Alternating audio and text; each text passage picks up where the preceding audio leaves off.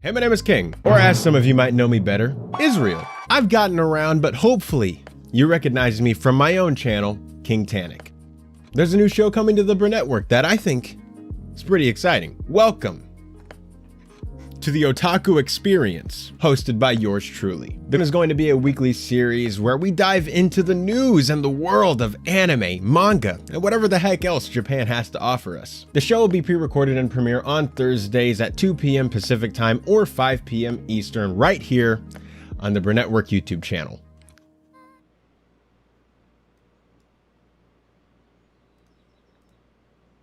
Greetings, imagination connoisseurs. Once again, it is I, your Duke of Dope Discourse, Robert Meyer Burnett. I invite you to watch and listen to the Designing Hollywood podcast, brought to you by Martika Ibarra and the great, legendary Hollywood costume designer, Marilyn Vance. I am afforded the wonderful opportunity of co-hosting the show. If you are interested in the magic of Hollywood, the design of Hollywood, the clothes of Hollywood, watch the Designing Hollywood podcast, available wherever you get your podcasts from, or find the video version on YouTube. That's right, the Designing Hollywood podcast. Why would you ever want to miss it? Especially if you love the movies.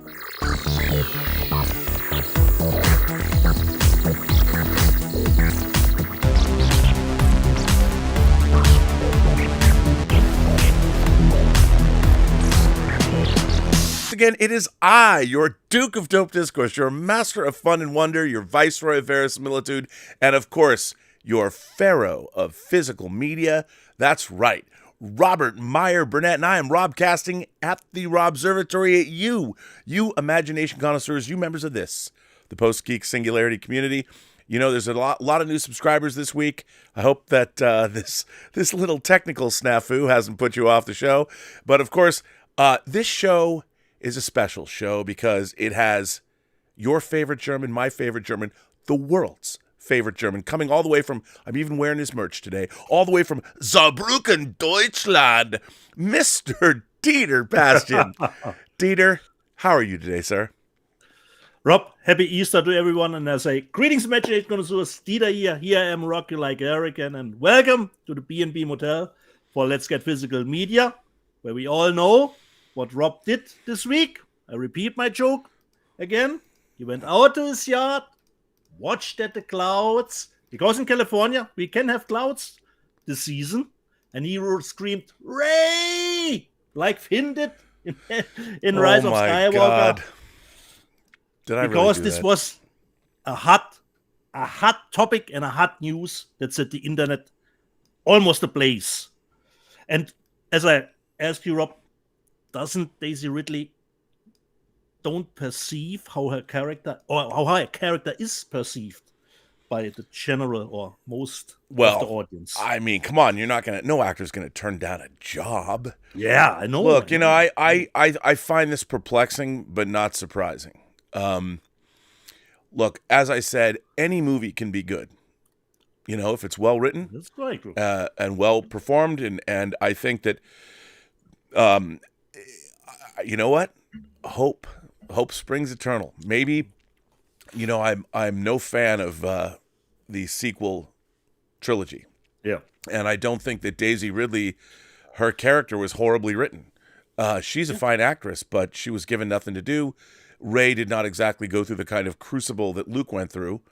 Of course, in the first movie, Luke was an unbeliever, didn't even know what the Force was. The Force? He didn't even know. And when Kenobi informed him and he started dabbling into the Force, by the end of the movie, he was able to use the Force, make that shot, destroy the Death Star, and he became a believer. But once you become a believer and you start walking down the path, then in Empire we saw him train with Master Yoda. And, you know, I believe in that movie that Luke is on Dagobah for quite some time, because after the Millennium Falcon's hyperdrive is damaged, how long did it take them to get from the asteroid field to Bespin at sublight speed? Probably a long time. So Luke trained for a while, and he became somewhat adept. But, you know, even him, he had to overcome his beliefs. Like, the X-Wing's too big. I can't bring it out of the swamp. Well, that's why you fail. And didn't even listen to his master, lit off to Bespin, got his arm cut off, faced down Vader before he was ready. But then in Return of the Jedi, the end of that movie is him finally becoming a full Jedi in confronting both the Emperor and Luke. The Luke confronting the Emperor and Vader, and Luke tossing his lightsaber away. I'll never join you. You know, and it's the moment where he's willing to sacrifice himself that turns Vader, that brings Vader sort of back out, and he's a full-fledged Jedi. Rey didn't go through that, and whatever Rey went through was not convincing. So hey, maybe that doesn't mean they can't write a good story, but it's interesting to me that from a studio standpoint, a monetary standpoint, they went from a $2 billion gross with Force Awakens to 1.3 with The Last Jedi to barely $1 billion for Rise of Skywalker. So J.J. Abrams' Star Wars movies dropped 50% in terms of gross per film. That's probably the greatest loss of any filmmaker in the history of Hollywood, making 2 movies. I noticed behind you, Dietz, you got Rennie Harlan represented. You've got the Laserdisc, that great AC3 Laserdisc. And why, Rob? Right? Do you know why? Cutthroat Island. No, but that's why you're on this show, so you can tell us. Yeah, because your friend Bill Hunt gave me the greatest news this week on his website, The Digital Bits. It will come out as a 4K, Rob, in Australia. No. You know? Yeah, it will come out as a 4K. Is that going to be is that going to come out from Imprint or a different company? I have no idea. I think it was just Umbrella or anything? It's even not Umbrella.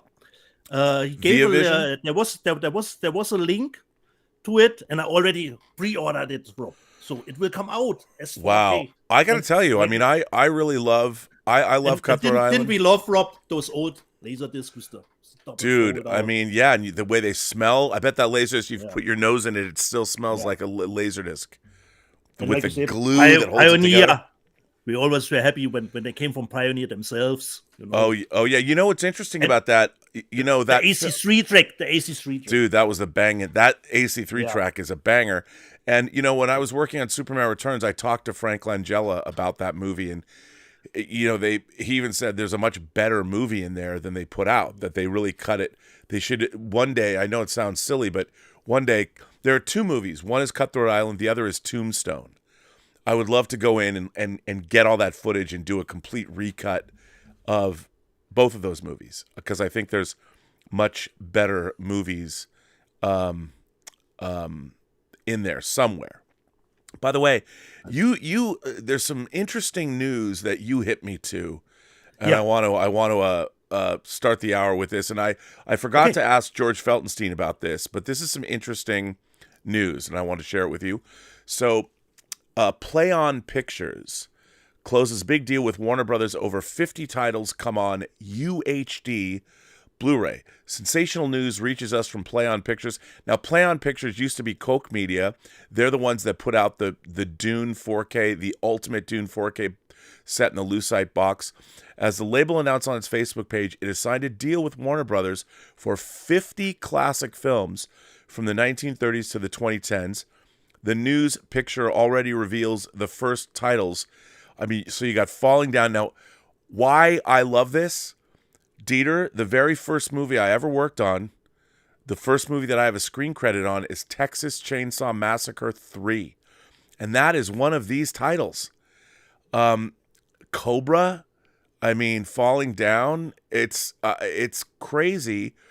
The news picture already reveals the first titles, so collectors can finally look forward to HDs or even 4K conversions of Falling Down, The Last Starfighter, and Texas Chainsaw Massacre 3. I mean, and if it's Play On, will we get them as those great German media books? Will they? Because they put out, you know, the ones that still have to send to you. Yes, yes. I mean, look at that. Oh, dude, that and your Phantasm, of see, course. I just got very aroused. There's blood flowing to my nether regions right now seeing those. Both came from I'm Play getting On, more Rob. excited as I see them. Demonetized. Both came from Play On. Yeah, so it's very exciting. This is very exciting news. I mean, I to get a Texas Chainsaw 3 media book in 4K, even if they're up conversions, they probably won't be Dolby Vision or anything like that, but still. You Germans, Let's hope for the best, Rob. You know how to make a media book. That's all I'm saying. Yeah. Let's hope for the best. Well, yeah, we got a Daisy Ridley star. I will say this. Yeah. I really think that James Mangold's idea, I saw a snippet of an interview with him where he talks about he wanted to do a biblical movie about the Jedi, the discovery of the Force. I mean, I don't know if 25,000 years is back far enough. Maybe it is. Maybe the Knights of the Old Republic is 5,000 years. I was thinking 50,000 years. I'm not sure. But I really do love the idea about James Mangold doing a biblical epic in the Star Wars universe about the discovery of the Force. And he brought up things like Ben-Hur and the Ten Commandments. I'm like, a Ben-Hur or Ten Commandments in the Star Wars universe, I'm like, bring that shit on, son. I can't wait to see something like that. That's an exciting idea. Let's hope they will follow through now with their announcements. Well, yeah, this is the thing. I don't believe until even when they're shooting, they fire directors. So I don't, who knows? Who knows? I don't know. I have no idea. Yeah. I'm always Ghibli on Sunday evening to hear from you. We have a new live animation video game coming out, which got a little bit divisive from the critics, and the normal audience, considering the rating of the movie. I see. I know what you're asking. Yeah. What you're asking, Dieter, is you want to know what this week's box office is, don't you? Exactly, Rob. Exactly. Well, how did Mario do? Dude, Super Mario Brothers. Now I have to give one up here for John Campea. John Campea has been saying that the Super Mario film might be the biggest movie of the year. Okay. Now, I've got to read this. So this once again comes from Deadline. It comes from Anthony D'Alessandro. We told you that Illumination Universal's Super Mario Brothers was still raking in business. As of this morning meaning Sunday morning, it's 11:29 a.m. here in the States, the feature take of the Nintendo game didn't gross 56 million, rather a near 57 million for what is now a 146.36 3-day massive with gross. And it's got a massive 33,000 theater average and a record 5-day because it opened on Wednesday. Okay. 204.6 million. That kicks Transformers Revenge of the Fallen's 200 million Wednesday through Sunday opening to second place among 5-day US Canada records. It set a record for 5-day grosses. Okay. Among Easter weekend openings, Super Mario Brothers ranks third behind 2016's Batman v Superman, which had 181, and 2015's Furious 7, which had 161. If overseas is still at 173 million by tomorrow, then the new global opening record, global now, for an animated movie is Super Mario Brothers, and that record is 377.2 million for the weekend, dude. Nice. Global opening. Nice. That is one. Do you know the budget drop of the movie? Do you know the budget? I don't know the budget actually. In regards to the U.S. Canada admission, Super Mario Brothers counts over 17 million for the 5-day weekend, repping over 74% of the nation's overall movie-going foot traffic. Since COVID, that's the most amount of patrons since Spider-Man No Way Home. This movie played like an everybody movie, not just a family film, evidence in its attendance throughout all day parts. Intelligence says that 26% of Super Mario's audience went after 7 p.m. versus 20% before 1 p.m. and 28% before 1 p.m. and 4 p.m. Universal Domestic Distribution Chief Jim Orr this morning says the incredible partnership of Nintendo and Shigeru Miyamoto's iconic characters with Illumination and Chris Melandri's unbeatable filmmaking and storytelling prowess has led to this combustible moment at the worldwide box office. Audiences of all ages and backgrounds have flocked to theaters to revel in this extraordinary big screen celebration. 2023 has now yielded our best opening ever for an animated film, a sports movie, and a local language release, demonstrating the strong diversification of our slate and soaring demand for the IMAX experience, said Richard Gelfond, the CEO of IMAX.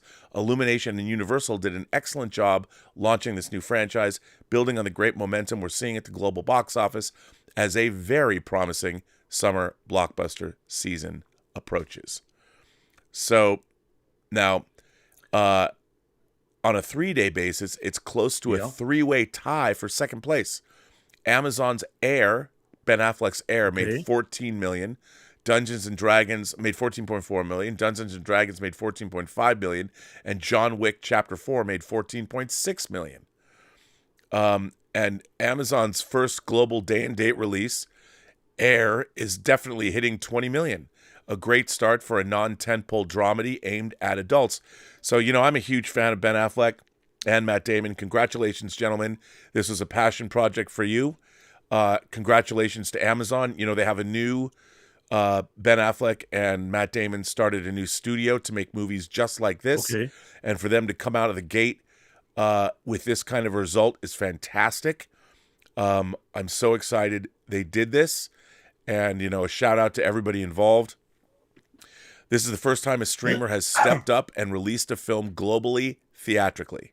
So this is a big deal. Kudos to Amazon's marketing and publicity team. R-rated adult dramas haven't been easy to find audiences, and getting Air to a $20 million start is a great feat. And Matt Damon and Ben Affleck praised Loomis's force behind the theatrical release of Air at the LA premiere of the film. Matt Damon on the late Eric Loomis, the veteran movie distribution executive who worked at MGM, among other studios. I'm grateful that he was a part of putting us here the way we're going to see it tonight, the Air movie. So that's really cool. Although Air apparently cost $90 million before prints and advertising, and Amazon shelled out $125 million to land the Artists Equity is the name of Matt Damon and Ben Affleck's company.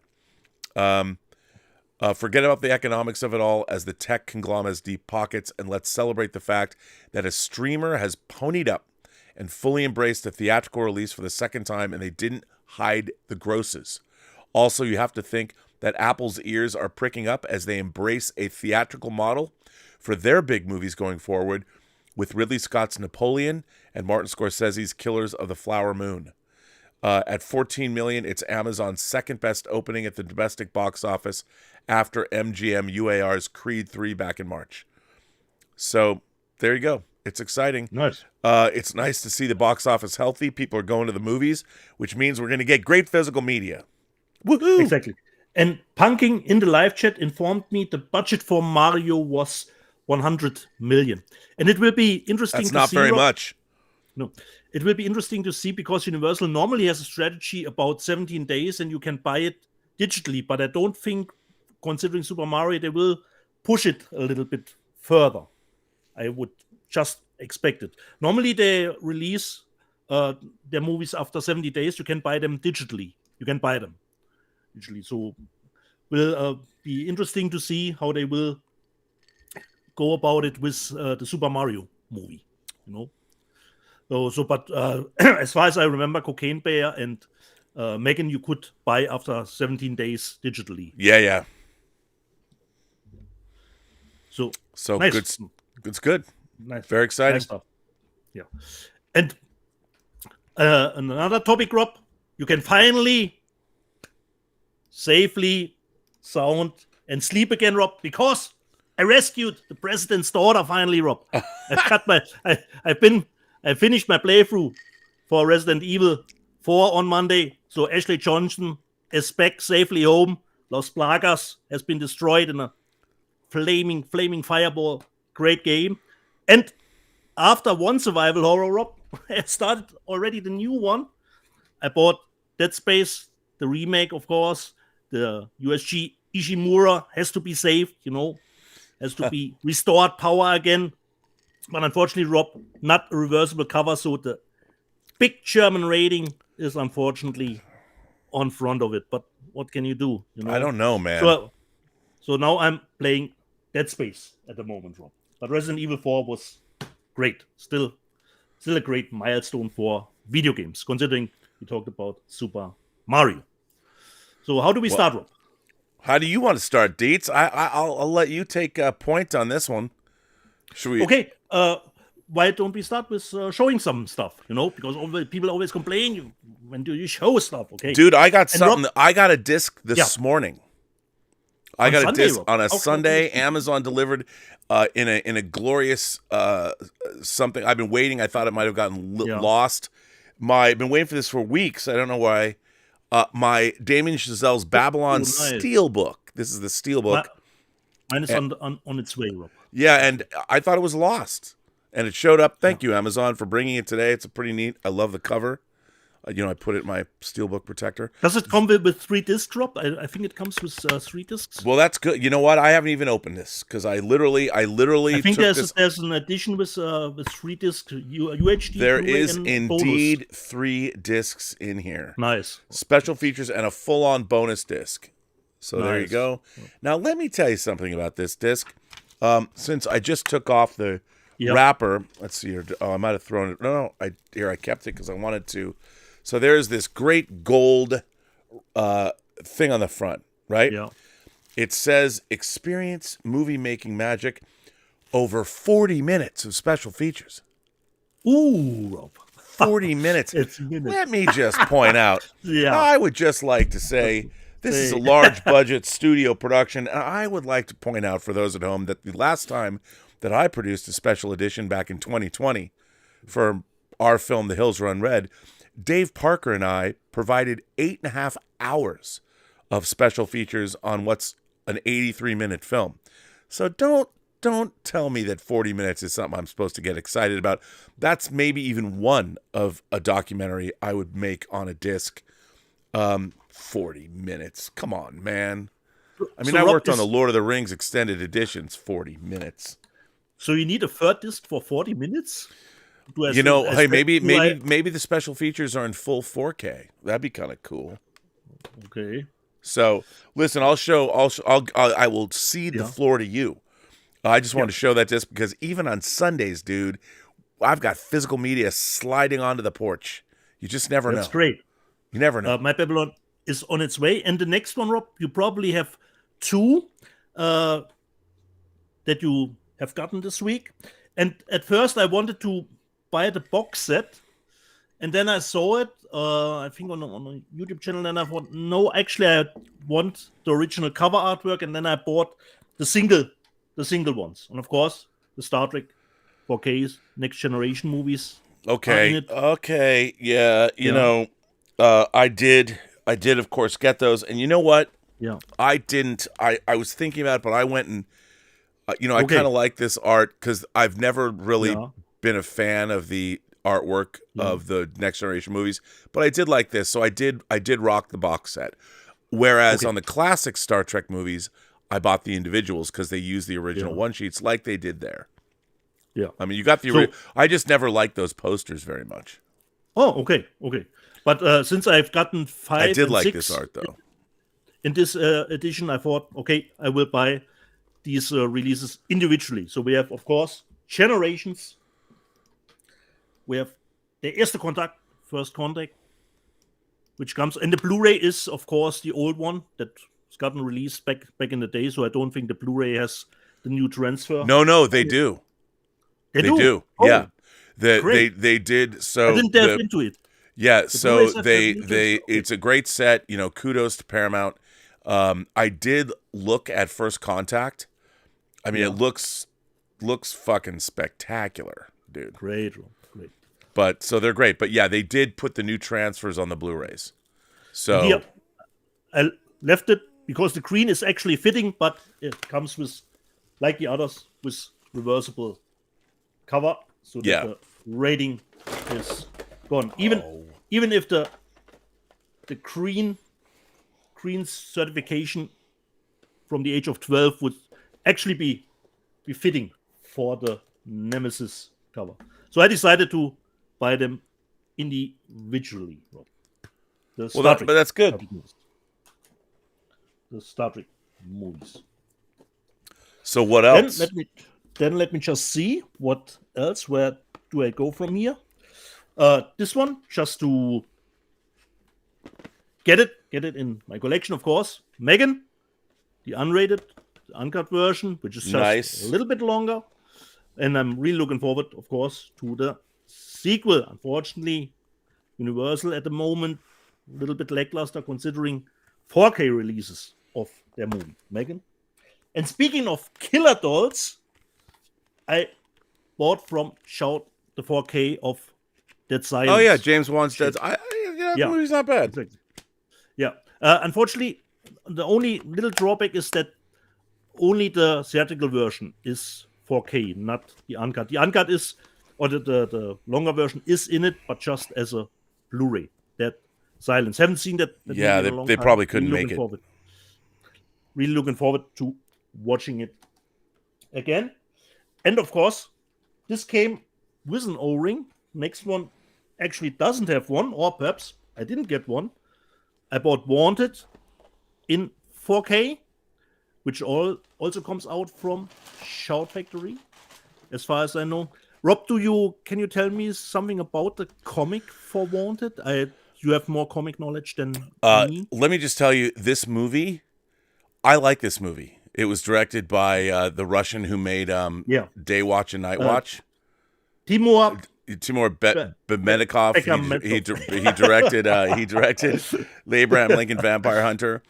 TP. We just said TP. But the comic with the weird weaving of there's nothing in the comic that bears any resemblance. The comic's pretty cool, but it doesn't bear any resemblance to the movie. However, I will say this: I love this movie. I love Wanted. It has an incredible Danny Elfman score, and there's a great theme song called "The Little Things" that sounds like peak Oingo Boingo. And his score is terrific. And here's the thing. There are two bands when I moved to LA.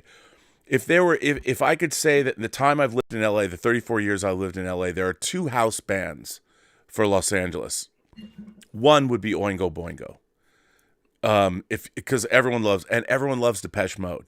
And if you go to their concerts, half the city shows up. Now, I'm not saying that there aren't other great LA bands. There's plenty of great LA bands. But in terms of when I moved here, there's a radio station called K-Rock, and there's something about the overall appeal of Dead Man's Party or Elevator Man or whatever. Everyone loves Oingo Boingo, and everyone loves Danny Elfman. And when Danny Elfman moved over and was exclusively, Oingo Boingo doesn't exist anymore, but when Danny Elfman goes to the Hollywood Bowl or he plays here, everybody shows up. Everyone went to his concerts. One of the most fun concerts I ever went to was Oingo Boingo at Irvine Meadows. And then, of course, everyone loves Depeche Mode. By the way, their new album fucking rules. The new Depeche Mode album. Nice. Just saying. Great. So anyway, Wanted, and you know what's funny? I forgot it came out. You can wait until it becomes a Schnäppchen. More of a Schnäppchen. Yeah, it might be, but it's Shout Factory, so I don't know if it'll become. Yeah, but maybe I don't think it's not limited, Rob. No, but it's 4K. Yeah, exactly. And by the way, we have our audience here. Pretty good audience. We got almost 300 people here. New subscribers. Once again, Dieter, explain to the folks at home what is a Schnäppchen. A Schnäppchen is, like Rob would say, a bargain. If you get something for a nice reduced price, perhaps even at the release of the movie. Let's say a 4K would normally cost $30, and you get that at release date for $80.99. That's a Schnäppchen. That's a Schnäppchen. Or the Criterion half off, 50%. Then even Criterion Collection title becomes almost a Schnäppchen. Okay, to add to that, what is a cat in the bag? A cat in the bag is titles that I will show almost now. Or let me just put out one where I don't know what I will. No, I have to say before you show it, we have to tell any new viewers that Dieter around these parts, we're not making fun of him, but we call him the Trash Panda, because although Dieter also has a healthy interest in classic Chinese martial arts films and gets these amazing Korean action movies that I haven't heard of, but he finds the best ones. He also has a tendency to buy bottom of the barrel horror films or genre cinema that I probably wouldn't myself buy. And this is why I love you, buddy. It wouldn't be John Campy doesn't watch Korean films. Come on, but he wouldn't half the shit you buy. I don't think anybody would watch. But that's okay. That's why we love you, and that's why I do this show with you. You're my favorite trash panda and my favorite German of all time. So now back to you. Show us what trash panda. What did you panda up this week? Yeah, what Cat in the Bag title I bought this week, got from the USA. It's called Head Rush. It's a Vietnamese action movie. I hope it's good, Rob. And it looks like it's a made on demand Blu-ray. I don't think it's a visual release. It just looks like a made on demand, you know. So I hope it's good, Rob. Head Rush. I hope I don't get That's pretty cool. rush. We don't see a lot of Vietnam cinema. Yeah. You know. Yep. And if you can see it here, so it looks like a made on demand. Yeah, made on demand. Title, Rob. But this a Cat in the Bag. I just hope it's good, Rob. Head Rush. We're not prejudicial around here just because something's made on demand. I've got a few. I edited a movie. The movie I edited, Paradox. That was a made on demand DVD. I'm not gonna complain. Look, a hot Vietnamese girl at the center of that cover. That's worth. Yeah. That's there you go. At least you can get the title. That's the most important thing. And you can get it on Blu-ray, unlike Tango Shalom, which has only ever come out on standard definition DVD. Although DVD still is the best-selling format in the world. Just saying, as we know from our pie chart graphic here. Remember, DVD as of March 4th, that's last month, still sells 57.1% of all physical media. Blu-ray's 25% in UHD, 17%. So, hey, Tango Shalom. I'm not embarrassed that it only came out on 4K. I mean, oops, no, it didn't. That was a slip. That's what I wanted it to come out on. But maybe it will in Germany. The Germans might put Fingers crossed. Fingers crossed. And the next one you showed last week, Rob, I got it now too. The Exorcist 3. Have you watched it, by the way? Unfortunately, not, Rob. Oh, didn't get around to so it. good. You know? After I finished Resident Evil 4 finally, I caught up with all the TV shows that I was lacking some episodes. So the Exorcist 3, which comes with three discs. So really looking forward to this one. The next one, Rob, I believe was in the set we gave away, the Sony 30. How was it called? The set. The 30th anniversary. And by the way, that's going out this week. I haven't sent it out. I feel terrible. And this one, I believe, was in the set, Rob, but I could be wrong. It came out now in the UK from Studio Canal. The city. Yes, that is in the set. That is in the set. That is in the Lost set. Schindler. So it is out in Europe now too from That's good. Studio. That's one of the highlights of the set too. Yeah, it looks incredible. Yeah. The City of Lost Children. So this is a little bit of my first haul. Rob. Okay, well I'll show you a few titles that I received. Now this kind of got crushed. I wrote Kino Lorber. Just quick, Rob. Altmetall is asking, is it necessary to watch Exorcist 1 before 3?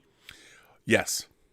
There you go. Yeah, because it's a... And the question is more, Altmetall, do you really have not watched Exorcist 1? Yeah, come on, dude. Exorcist is my favorite horror film of all time. Why are you asking? You're on, Rob. Watch The Exorcist. So I got, I forgot Scream Factory, Shout Factory. I finally got Midnight Run in 4K. Oh, if you haven't seen Midnight Run, I mean, this is directed by Martin Brest. Martin Brest was one of the first directors I ever met. I interviewed him for my high school newspaper for Beverly Hills Cop. I love Martin Brest.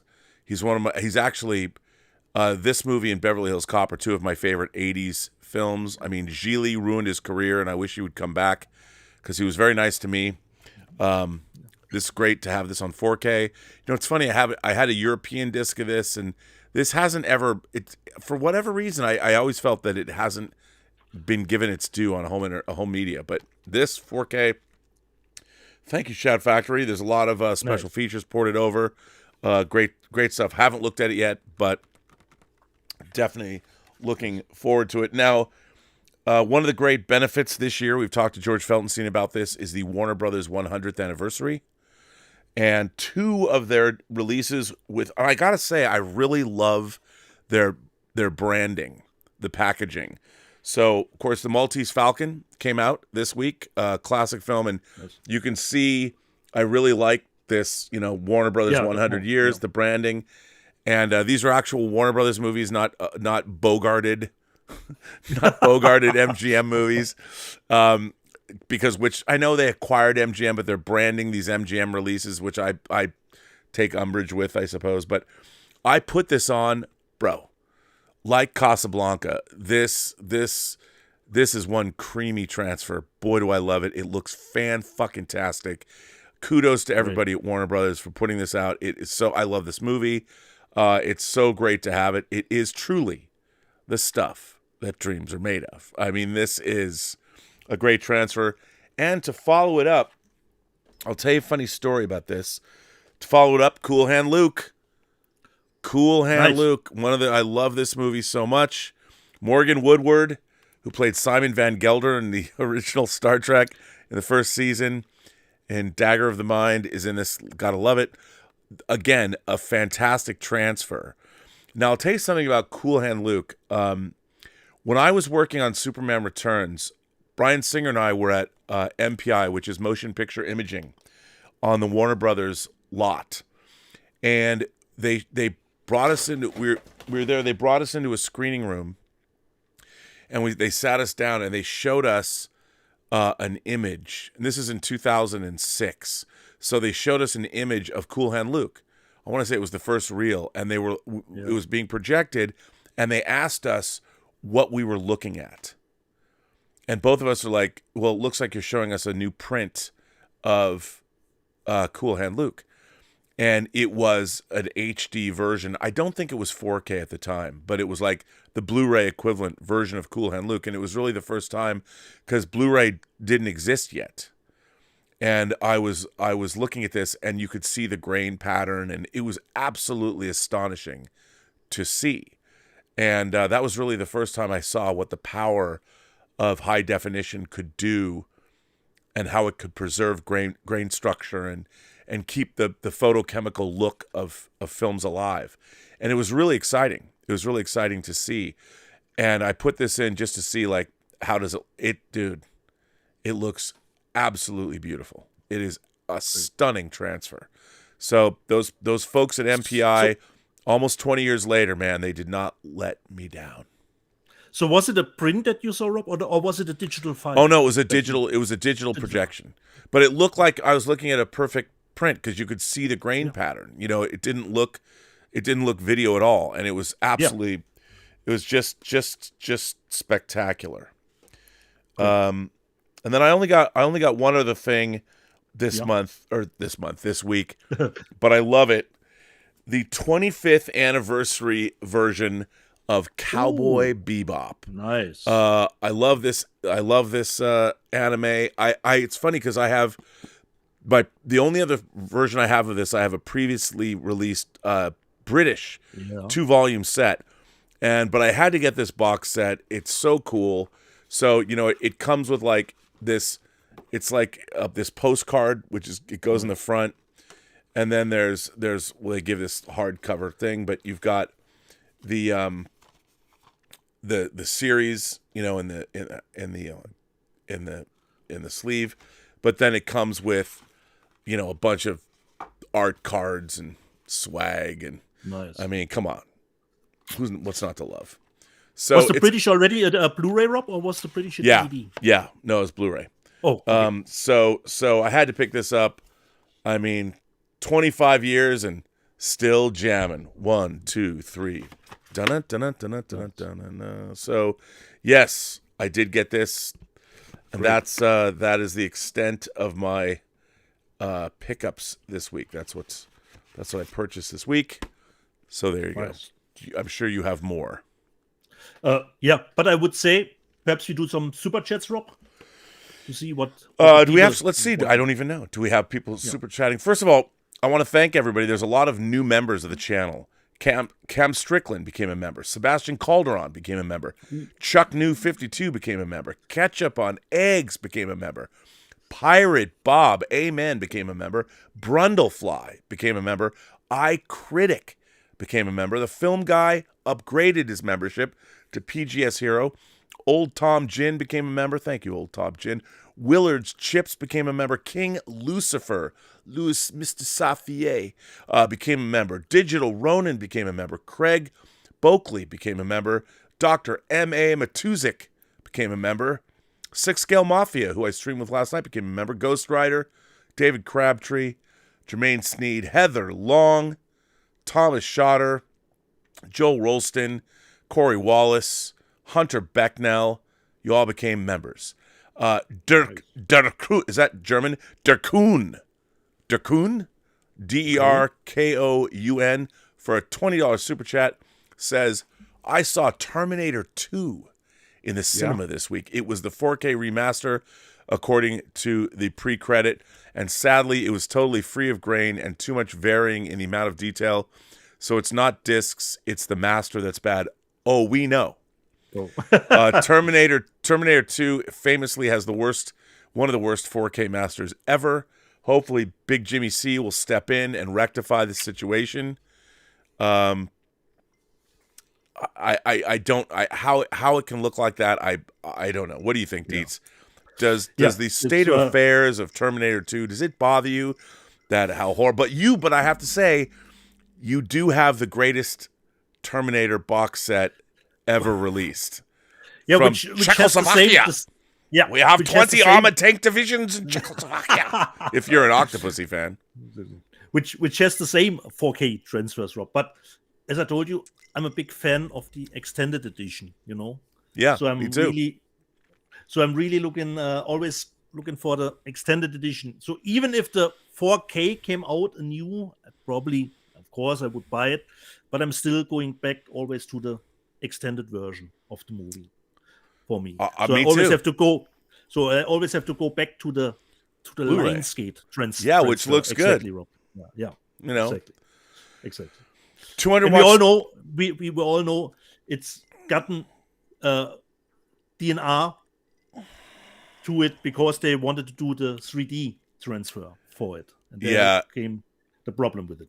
Yeah, which is just not good. Not good. 200 Watt Studio, our friend 200 Watt Studio. Always a funny guy, that 200 Watt Studio. Robin Dietz, have you seen the Picard Season 3 porn parody called Beyond the Green Door? Well, actually, I guess it would be called Beyond, but the original movie Behind the Green Door famously stars Marilyn Chambers, who starred in David Cronenberg's second feature, Rabid. Hey, what can I tell you? I've not seen the porn parody, but I promise you this week you're going to find out what is behind the red door. I hope so. Oh, you will. I promise. Our friend Darth Plagueis has been a member for 3 months. Darth Plagueis says, I just learned that Rob read and approved the script for Seven. It's surreal to sit here up in the high north and talk with the guy who did that. Well, now, Darth, let me explain. So what Darth is referring to, when I was a story analyst or script reader at Silver Pictures 33 years ago, 1990. And so what you do is there was two of us on staff. There was me and Wayne Mogilevsky, and we read scripts. To be honest, the pace was grueling. How many scripts you had to read, and you have to read, and then you have to write what's called coverage. So if you're a reader, how it works is, here's what happens, aspiring screenwriters. So if you write a script and it gets sent to a production company, there's usually a low-ranking member of the team, somebody right out of film school, or maybe somebody new, usually younger, who is going to read your script. And they have to basically write what's called coverage on it. And coverage is usually a 2 or 3 page document. And in the document, you write a synopsis of the story, and then you write your thoughts down, recommendation. And it's either recommend, maybe, or no. So when I was working at Silver Pictures, there was an agent named Gavin Pallone, who's now become a producer. Written a lot about the industry. Everything that Gavin Pallone sent over was good. So I asked Gavin Pallone, I asked at Silver, I said, if anything comes from Gavin Pallone's office, I want to read it. And back then he worked for an agency called Bauer Benedict, which was absorbed and became UTA, the United Talent Agency. So anything he sent, I would read because it was all good. So one day, there's this script, 7, by Andy Kevin Walker. And I found out later he was a clerk at Tower Records in New York City. And I read this script. And in my life, I've read over 3,000 scripts professionally. In my life, it was the only script that I read and said yes to. And what was funny was I went to the office like on Monday, and I was begging people to read it. And the only way you get recognized to move up is if they know you can find good material. I was begging everyone to read it. I was like, you have to read this script. I told my boss at the time, Matt Tabak, I was like, you have to read this script. You have to read it right now, and we have to acquire it. And, when I said, people are looking at me like, yeah, who are you? You're just some kid that came over from Warner Brothers. What do you know? 2 weeks later, Matt Tabak called me up and said, I'm in New York City. I read this script. I just want you to know that I'm going to take credit for finding it, and which is fine. But I was kind of like, well, I was hoping if you find something, you get promoted. But I get it. I was working for him. And they brought Andy Kevin Walker. They didn't end up making it, but they hired him to write an adaptation of a movie that never got made called Lie to Me. That was, I think, based on a book. Andy Kevin Walker went on to write movies like Sleepy Hollow. He wrote 8mm that Joel Schumacher directed that Nicolas Cage was in. And he's still writing today. But 7 was one of those moments. It was so exciting to read it because I didn't know what was going to happen. I couldn't. And when I got to the end, I was like, no fucking way. And I was blown away by this script. And it didn't get made for 5 years because it got acquired and everybody wanted to change the ending. And it wasn't until David Fincher came on board 5 years later and got the movie made, they wanted him to change the ending. If you watch the special features on the disc or on the Criterion Laserdisc, and he's like, no, because, in 25 years or when I'm long gone, someone's going to see this movie on late night TV and say, I just saw this movie where at the end of the movie, the guy's wife her head was in a box. And he's like, I want to make that movie. And it's true. So I didn't approve it. All I did was find it. And I'm sure other people found it too. But at the time, I want to think, as far as I know, I was one of the first people to read it. And it's because Gavin Pallone, Joel Silver back in 1990 was one of the most powerful producers in Hollywood. He was making incredible shit. And it was amazing. So that was exciting. It was exciting to get that script and to read it for the first time. And there's been very few times when I've read screenplays. As a matter of fact, there's never been a time when I've read a script that was... There are other scripts like Shane Black's script, his script for The Last Boy Scout. When I was at Warner Brothers, The Last Boy Scout, I think, predated 7. But Shane Black used to write scripts, and he sold The Last Boy Scout at the time was a spec sale. So he wrote the script not being paid for it, and it sold for $1.75 million. So everybody in Hollywood was reading it.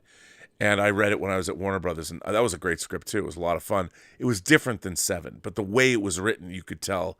And Shane Black was a cause celeb. And then, of course, like Joe Esterhaus got paid $3 million for Basic Instinct. And the early 90s was a great time to be a screenwriter.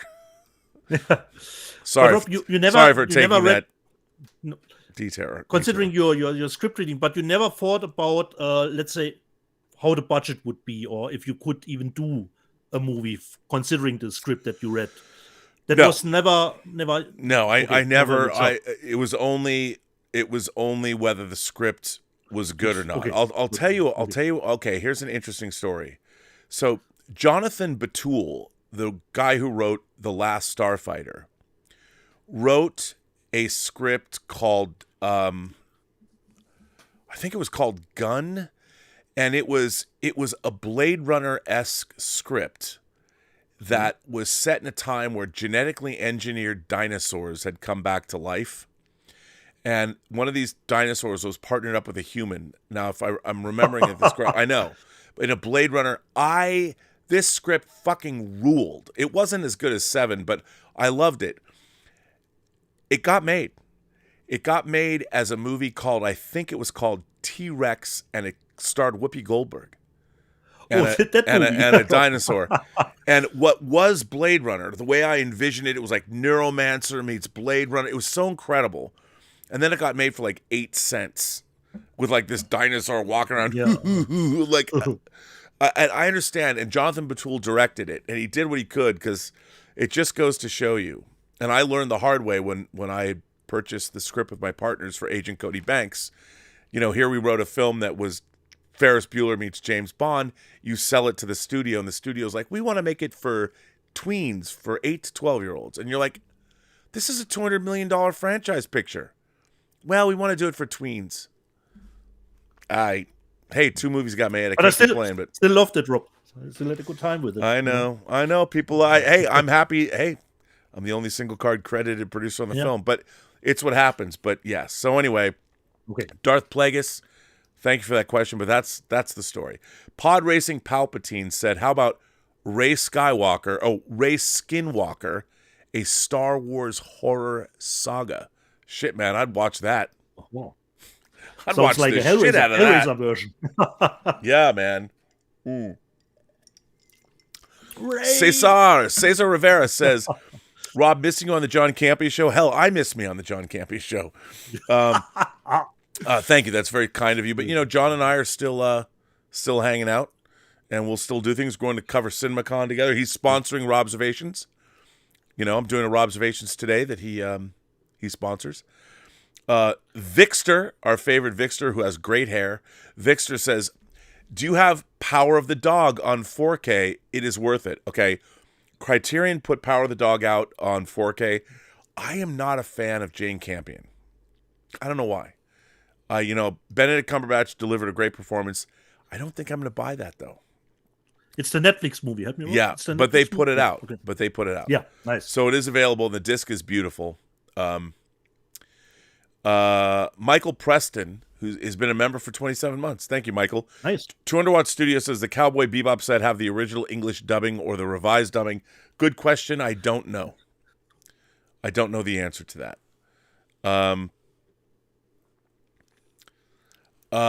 Let's see. Georgie says, hi, Rob and Dieter. Unfortunately, I can't always watch the show live.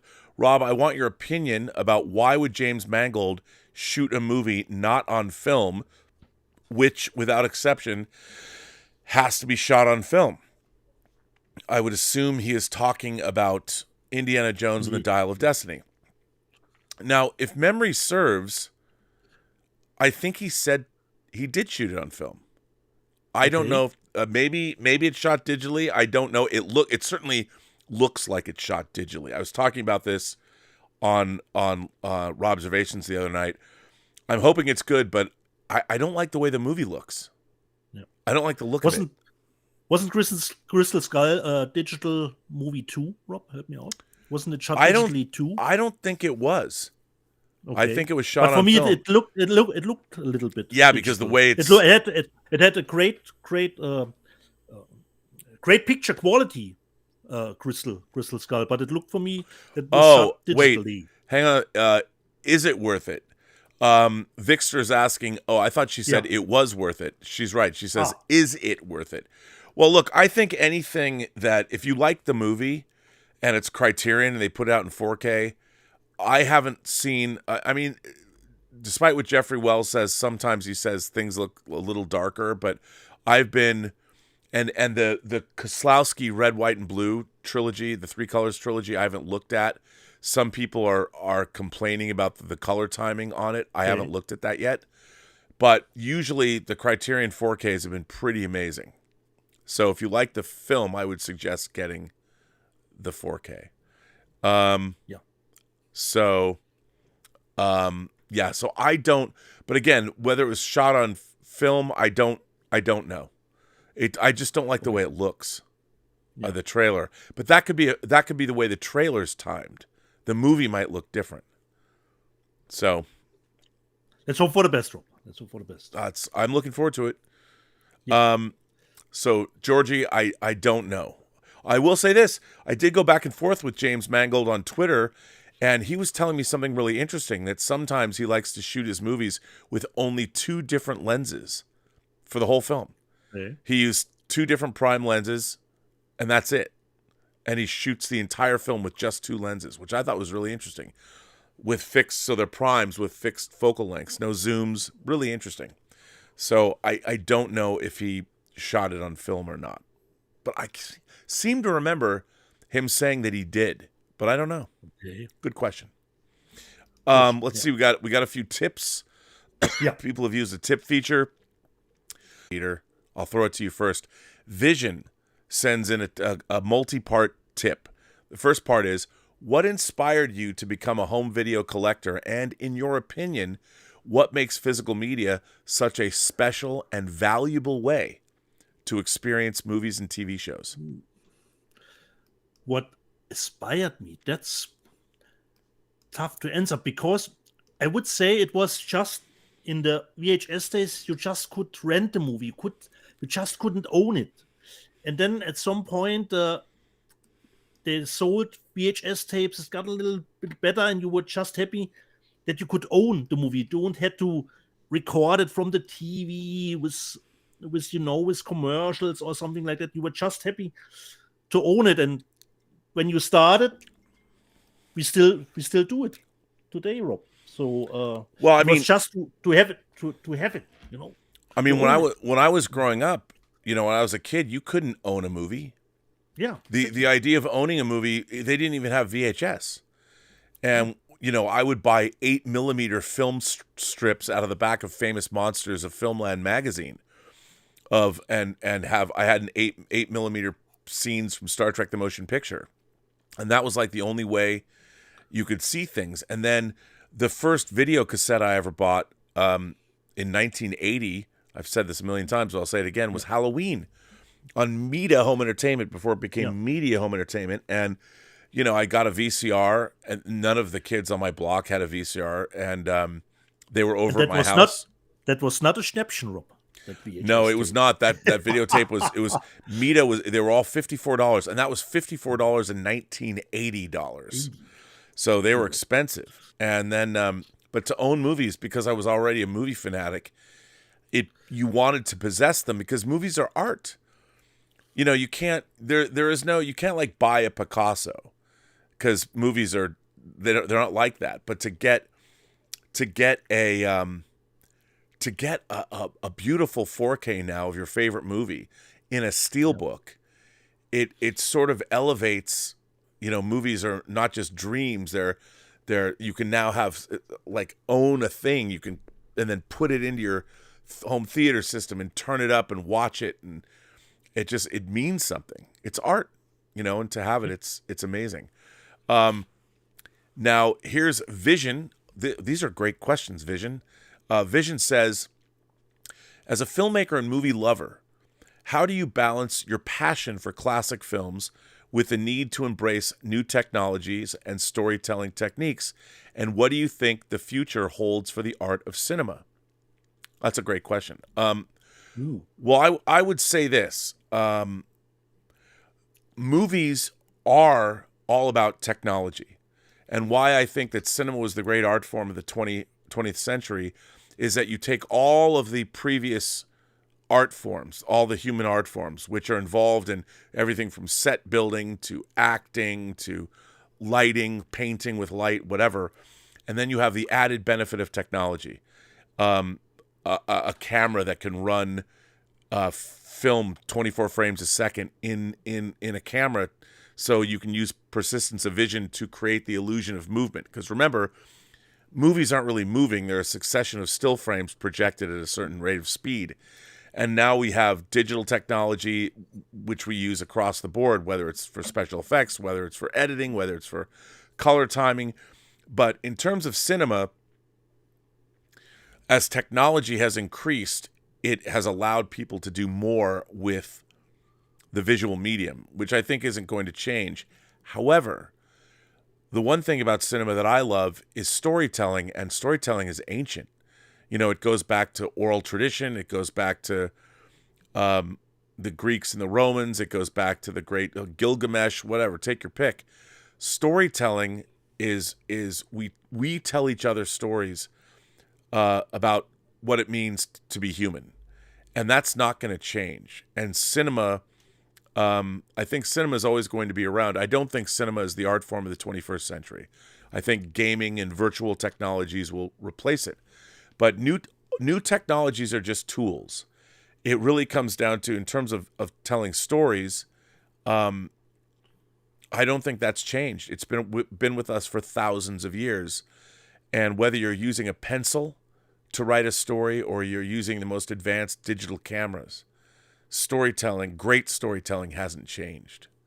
So, a great question. Thank you. And Vision goes on to say, what lessons have you learned over the course of your career in film and television, and what advice would you give to aspiring filmmakers looking to break into the industry?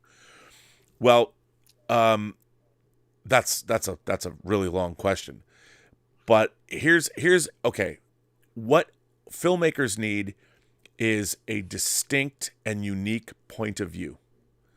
You need to tell us a story from your perspective.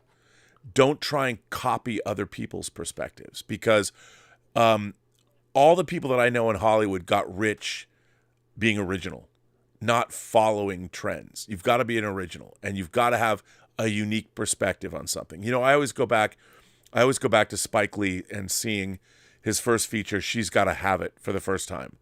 A black and white film about a black woman in Brooklyn dating multiple dudes and her life. I was living in Seattle. It had no bearing. It was so different from my lifestyle. I didn't relate to it. But at the same time, I did relate to it because it was a really compelling story. And Spike Lee was a voice I had not yet heard. And while the subject matter might have been alien to me, I was sucked in by both the filmmaking and the subject matter. And I really, really enjoyed seeing something like that. And that's the advice that I have is try and be original and true to yourself. Don't try and copy someone else's work. You know, when Quentin Tarantino made Pulp Fiction, there was 20 filmmakers making Pulp Fiction ripoffs. Don't do that. And don't try and chase the money. Don't go, when I was a screenwriter, when I was reading scripts, I became a screenwriter later, but when I was reading scripts, when a popular movie would come out, there would be 10 different or 20 different versions of the same movie that people, well, if this movie sold, this other one's going to sell. Look, that movie already sold. The ship already sailed. No one's going to make a copy of it. I mean, they will, but unless the copy is really, really, really good, be true to yourself. And in terms of breaking into the industry, it's the same as it ever was. You have to make great movies, you know, and put them in festivals. It's hard now, but there's more ways to get your movie seen than ever before. You have to have talent. The only way to break into the industry if you want to be a filmmaker is make a great movie. And look, or you can go the long way and work your way up. I started as a PA, but nowadays we carry around 4K cameras in our pockets, and nothing is stopping anyone. It doesn't matter your shape, size, color, creed, sexuality, religious beliefs, political affiliations. No one cares. Make a great movie and people will take notice. And that's it. And you got to do the work. And what Rob always told us, it's not show friends, it's show business. It's show business. And well, this is what you negotiate. This is a tough one. Vision, his final, or maybe her final, their final, I don't know. Vision's final tip. What do you think is the most important element of a compelling story, and how do you balance the need for originality and innovation with the desire to create something that will resonate with an audience?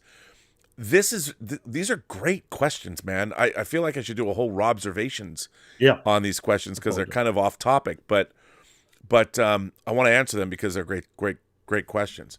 Look, you're asking, this is an ancient question. What makes a compelling story? I think the basis of a compelling story is first of all, why tell a story in the first place? You're trying to convey to other human beings some kind of facet or element of the human experience.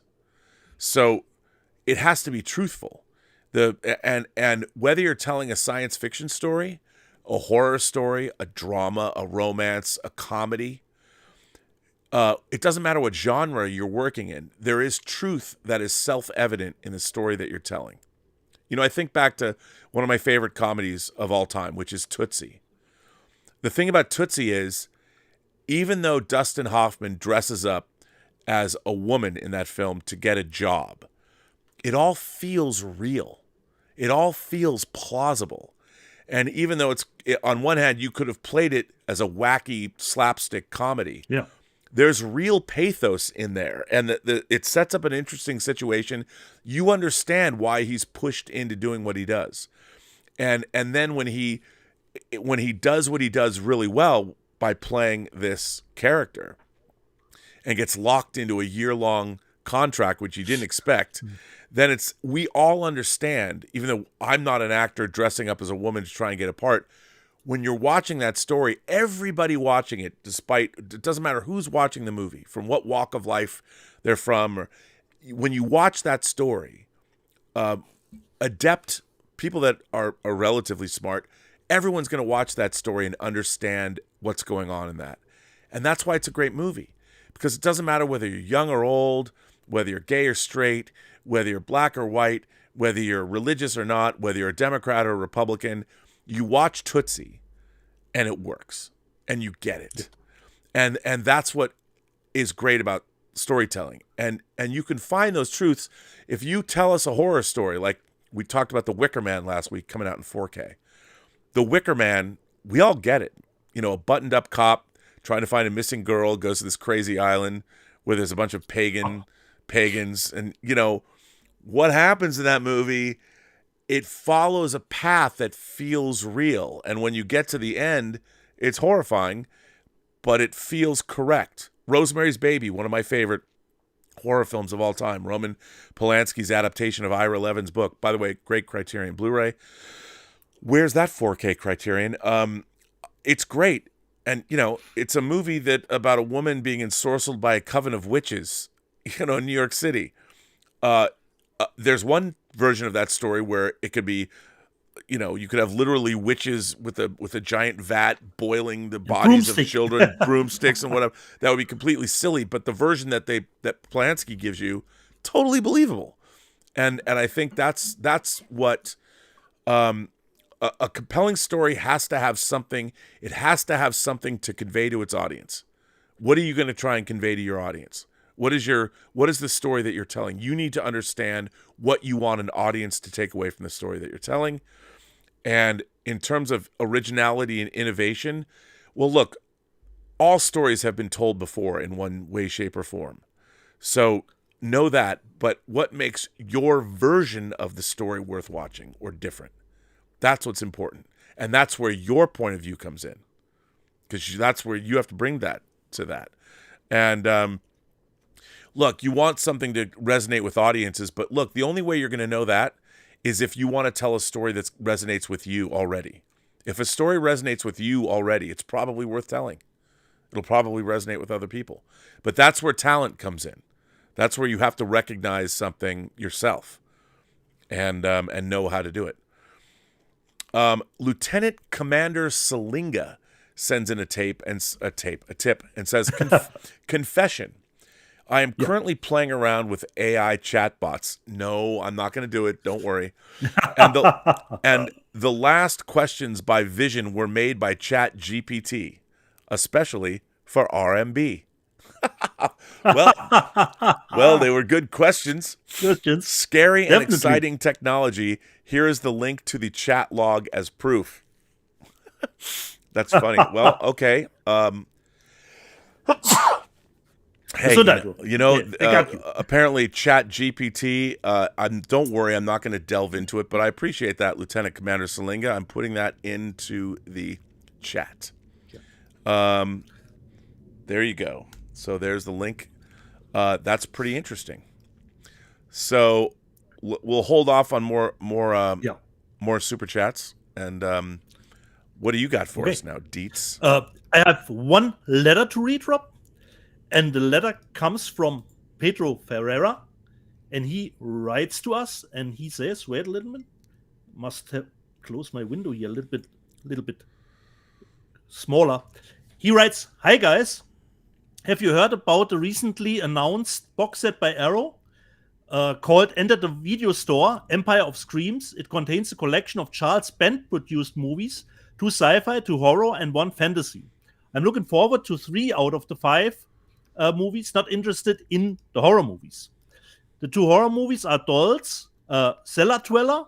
The fantasy movie is 1984's The Dungeon Master, 1990's Robot Jocks, as well as the one I'm looking forward to watching, the 1989 movie Arena. If you haven't seen Arena, it looks like a cross between the story of Rocky with the visualized sci-fi's 80s art style of the cartoon series Galaxy High School. Some of these movies have never been released in the UK on DVD, let alone Blu-ray. 4K would have been more ideal, but I guess standard Blu-ray should be prioritized first if there is no DVD release. The box set comes with a nice book of essays. Any thoughts on this release? Tempted to buy it. We may be scraping the bottom of the barrel here, but I wouldn't mind seeing Warriors of Virtue 1979 on Blu-ray. Kind regards, Pedro." I stumbled across that box set, Rob, but I'm not really. I'm a little hesitant to buy this one. Well, I mean, everyone knows. The first movie I edited was for Charles Band when at Full Moon, which was arcade. But these are all from the Empire days, and although I think Robot Jocks might be. I would love to get Robot Jocks only because I knew Stuart Gordon, and I like Robot Jocks. But I would get this because they're full of great special features and things like that, and I think it's worth having. I mean, perhaps as a Schnäppchen. Yeah, I mean a Schnäppchen. But look, Arrow has done such a great job with their box sets. I will, whether it's the Shaw Brothers stuff they've put out, or I mean anything Arrow puts out is, I think, worth getting. It's to some extent. So I would definitely get this. So, and it's his Empire days, which predates the Full Moon days. So, I mean, Robot Jocks, this is the same time that he was making From Beyond and Reanimator and things like that. And Dolls is actually a pretty good movie. I saw Dolls in the theater. And I saw Dolls with Stuart Gordon. That was the first time I met him at the Seattle International Film Festival. So, I would get that. I would definitely get this. Why not? Or perhaps see what the reviews are saying about the box set. 100%. No. Okay. So, Rob, should I do the live chat from? Do the live. I know you missed it last week because I missed it last week. I think this week I'll wait to edit the video. I got to cut out the stupid opening. Give me a little time to go through. I'll give you a little time. So you catch up with the live chat, then I'll do the news. Yeah. So previously on Let's Get Physical Media from last week, Stavros Enanoglu was here. Does anyone know why Grace and James Gunn are at war with each other? I don't know about a war, but if Grace talking a lot of nonsense, at some point James Gunn has had it with this nonsense. Okay? Yes, I mean it's true. And then he repeats sometimes something on Twitter. Our moderator, Justin Toner, Dungeons & Dragons was a good, fun movie. Had a great time. Way to know, Justin Toner. And our King Tannic says the same thing. Dungeons & Dragons is so good. Of course, John Wick came out. And Mala said, is John Wick made of vibranium? Perhaps a little bit. And the Alex Zorba, it could have been shorter, but it was not boring. Exactly, Alex Zorba. Tim Hens, my friend Tim Hens, John Wick was ridiculous. The amount of times he gets hit by a car and walks away without a scratch. Too video game style for my liking. Okay, Tim. Mark Chadwick wants to know any news on True Lies or The Abyss on 4K. As far as we know, they will come, but I have no further knowledge of any release date of those two titles. Yeah, I do don't you either. know? I mean, there are the 4 Lightstorm titles, True Lies being one of them. People have said that James Cameron, that the movie's a little racist, I guess, culturalist. I don't know. So we have The Abyss, True Lies, Soderbergh's Solaris reboot or remake, and Catherine Bigelow's Strange Days. But as you made me, the 20th anniversary of Strange Days from Germany is amazing. So I'd love to get it on 4K. But yeah, hopefully they'll get those movies out, because it's astonishing to me that The Abyss, especially the director's cut's not available on 4K or Blu-ray. None of these films have been released in HD domestically. You got me Solaris from Germany, and you got me. You told me to get Strange Days from Germany, exactly. which I did. So, exactly. So, and especially True Lies, considering it was a big hit, it would sell greatly. I would think on. I think it's a great film. Yeah, totally. Our girl Irene Jobson was in the live chat, and speaking of Tango Shalom, I watched it on Peacock. Great movie. Oh well, thank you, Irene. Tango Shalom. It's a clean family film. I'm surprised, Irene. I was expecting her to watch, like Basic Instinct and talk about that. But thank you for watching. Perhaps, Rob, it was a palate cleanser for her. As Chris Gore would say. Danzig 1979. I watched John Wick 4 and Tetris this weekend. I enjoyed Tetris more. Have you seen it? I have to say, I watched Tetris this week too. Okay. Tetris is a docudrama about how did Tetris, the video game, come to the West, and how did it become part of Game Boy. Taron Egerton, in a way, the movie Air and the movie Tetris kind of deal with how do these great products come about. Double bill. Nice double bill. Tetris was great. I loved it. I wish I could have seen it theatrically. I thought it was really, really good. It has a great feel-good ending, but it's tense, man. You're watching this. I didn't expect it. I loved it. I love Tetris. It was really, really good. It's on Apple, Rob. Happy? It's Apple Plus, right? Yep. Okay, Apple. John Wick 4. He goes on. John Wick 4 was good, but not the best of the John Wick films. However, I'm all in for a Scott Killer Atkins spin-off. No spoilers. He was fun. The man said, I think Kate Blanchett was robbed of the Academy Award. Well, Tim, I think that too, but I'm happy for my Michelle too. Paul in Long Beach, considering Rob always tells us if he gets to do a free enterprise, he wants to do a little bit of edit here, a little bit of edit there. But Paul in Long Beach says, Dieter, it's not going to matter. You and I are still going to think free enterprise is just okay. Okay, Paul in Long Beach. You and I. I'll take that bet. I'll take that bet. Our shuttlecraft in the same shuttle bay. I'll take the criticism. I'll get criticized on my own show. It's okay. It's fine. It's fine. But I haven't seen the new cut version. Okay. Neither have I. RJ Skorengi. If you get Craig Baxley, I'll definitely tune in. But gosh about I Come in Peace exactly. And Action Jackson for the entire show. And I Come in Peace, Rob, had a German name, Dark Angel, back in the day. NDH, I watched Tetris on Apple TV, surprisingly good, with a, like you said, Rob, with a tense finish, recommended. Okay, really good. And then Zig repeats it himself. It's great, I loved it. Also playing Tetris today as well.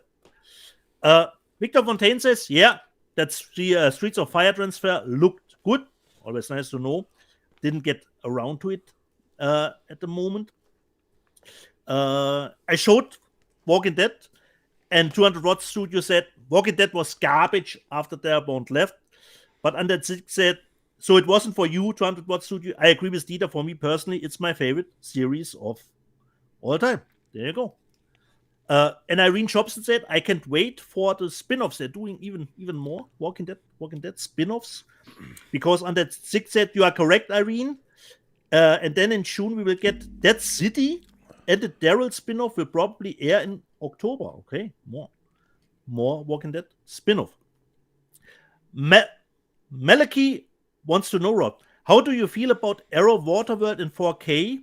Myself, I am disappointed because it's the same one as last year, except the theatrical version. So, well, yeah, I mean, so they had 3 different versions of Waterworld on that. That was a great box set. It was called I forget what they had a fan cut or whatever, kind of like how they had the Spice Diver version. TV cut, or was the TV cut the second? It was a TV cut, but other stuff was added. I'm not going to buy it because the other ones, they can only use the negative to make a 4K. And look, I like Waterworld, but that box set is enough for me. Like, it's not when Arrow does that, like the RoboCop look. I love RoboCop. I bought it in 4K, but it was virtually identical. And the same is true of Criterion. They're making these virtually identical 4K versions, and unless I really love it, because I love, if 4K does look great, it is fantastic. And especially if you're getting Dolby Vision and HDR or HDR Dolby Vision, whatever, it's fantastic. But I am tired of these 1 year later we're double dipping. It's from a consumer standpoint, it's frustrating. I know why they're doing it, because ultimately that's where their product goes to die. These companies, these boutique video labels, imagine if you have a company and you're making a product for a dead end format. I mean, home video, buying discs is only going to last, well, maybe 10 years at the outset. I can't believe it's going to last another decade. But they're running out of time, and they're running out of people because everyone's moving over to streaming. They're not manufacturing new disc players the way they used to. Luckily, the PlayStation and Xbox X have extended the lifespan of physical media because you're going to have those disc players. But even they, as you know, Dieter, you'll buy a special edition of a video game and you get an empty box. Exactly. So, that's why for me, and I do feel I have to buy some high-end players for a rainy day, so I have them to last me the rest of my life. But yeah, it's however long that may last. But it's a bummer.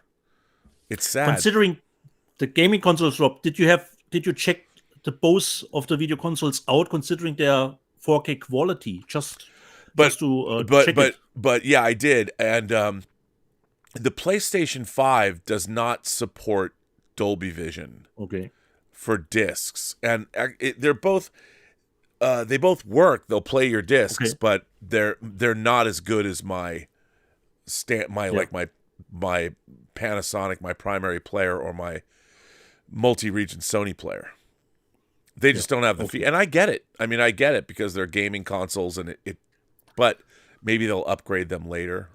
But then again, that's why I have both gaming consoles and 2 other disc players, and I'll buy more.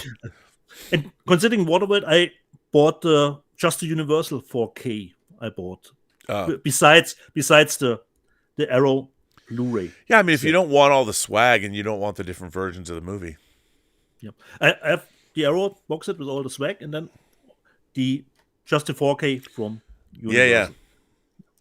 Altmetall, a friend from the Black Forest. Ronan is great. I love everything with Jean Reno from that time.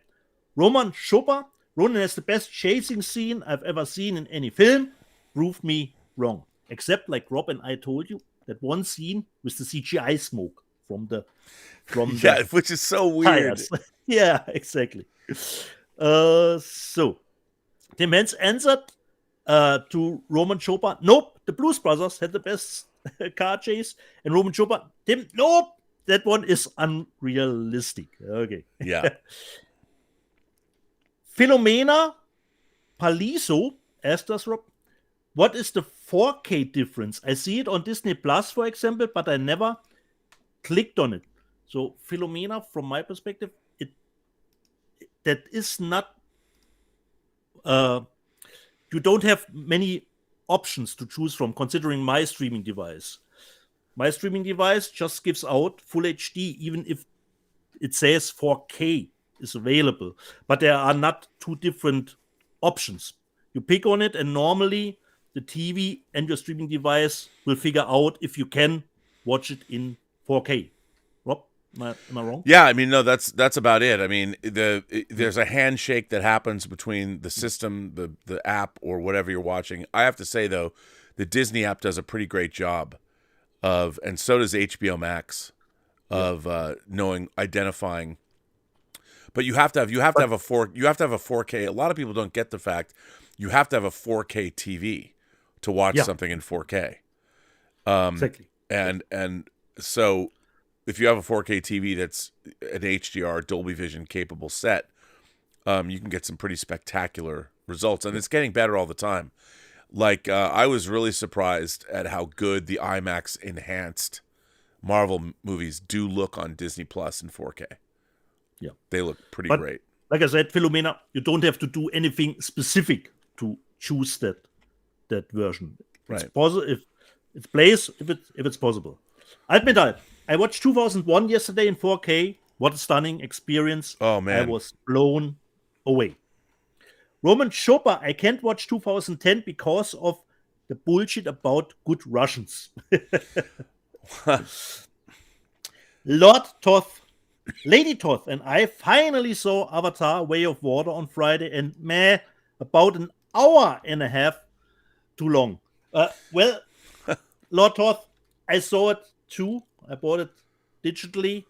And like you said, with each viewing, you feel the runtime more and more, I have to say. And I'm still waiting, of course, for the 3D version to at least push the visual aspect to the max to get a little bit more out of it. We had talked a little bit last week about the Rambo movies, which you told us they will delve back into them.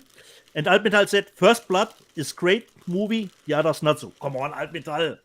Considering the iconic look of Rambo, it's not from the first one, okay? And the man said, First Rambo movie, First Blood, is by far the best. Can take or leave the sequels as they come. No, I take the sequels too. And Irene Jobson, considering Sylvester Stallone, I mean, he isn't bad to look at, but I love the violence action. Okay. Yeah. Palette cleanser to Tango Shalom. Okay. Nice. There you go. I'll take it. Samo Kuma movie I showed last week. Gorgeous with Jackie Chan. Movie is quite a hit and miss, but it is saved by one of best Jackie's fights. Exactly. And Shuki. Exactly. Samo. It has one of the best fight scenes from Jackie in it. Justin Toner, our moderator, says, the director of Dragon Slayer said the 4K is selling really well. Happy to see it. Nice. Always great. Me too. I mean, it is selling really well, you know, because that was a movie that you really, I mean, we were on the tuna train. I don't have to send you your tuna version because the 4K is great.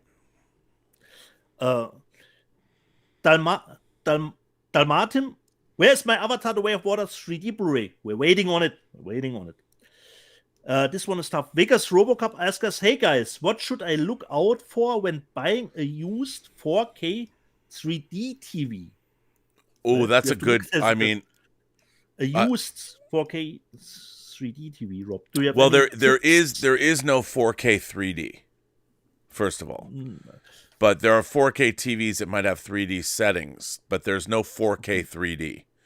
But when you're, as far as I know, I mean, if I'm wrong, there could be one or two just in the span when they changed to 4K. That perhaps there was maybe, but there's one or two. But 3D discs are not in 4K. No. So there's no 3D. So what? Here's the thing. I mean, obviously those are mostly like plasma sets or whatever. You and I talk about the fact that we have my plasma, my Panasonic plasma is 10 years old now, and it's still going strong. Still looks fantastic, and it's a 3D. It's a 3D. Yeah, it's a 3D player, 3D disc. I mean, it's where it was kept, really. Like if sun was beating down on it, you want to make sure that it was kept in an environment. The person you're buying it from, wasn't smoking and kept it in a decent room where it wasn't being burned by the sun every day and stuff like that. Really, I mean, that's what you want to know. It's tough. And the last one, Rob, Walter Whitewalker wants to know, or not wants to know. He says, "I need a Post-Geek Singularity T-shirt. Where can he get one, Rob?" Walter Whitewalker. Well, we sell them. They're on the YouTube channel. You should be able to look down and see merch. You can order them. Yeah. There's a couple of places, but there is merch on the stream, right below the show. So there are different Post-Geek Singularity shirts and stuff. We have to consolidate that. I mean, I never push merch. I never tell people to subscribe or like and smash that bell. I don't do that. But anyway. So now we got some news. We got some news. Now, the first thing that I want to mention is that my old friend Chris Gore, nice.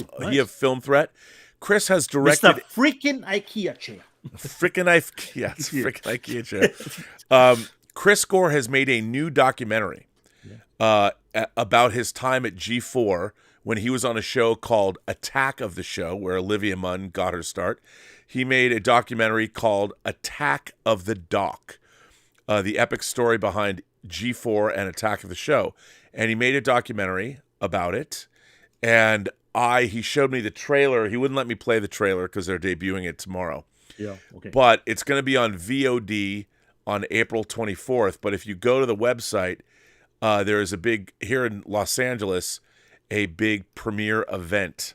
So if you're interested in this, and the trailer looks great. I mean, I've not seen the documentary, but judging by the trailer, it's a really interesting, it looks to be an interesting story. And Chris talked about how there's a lot about modern fandom and stuff like that. So here is, in the live chat, here's a link to the website where you can buy tickets to the premiere here in Los Angeles. So, again, that is the Attack of the Show. It's called Attack of the Doc.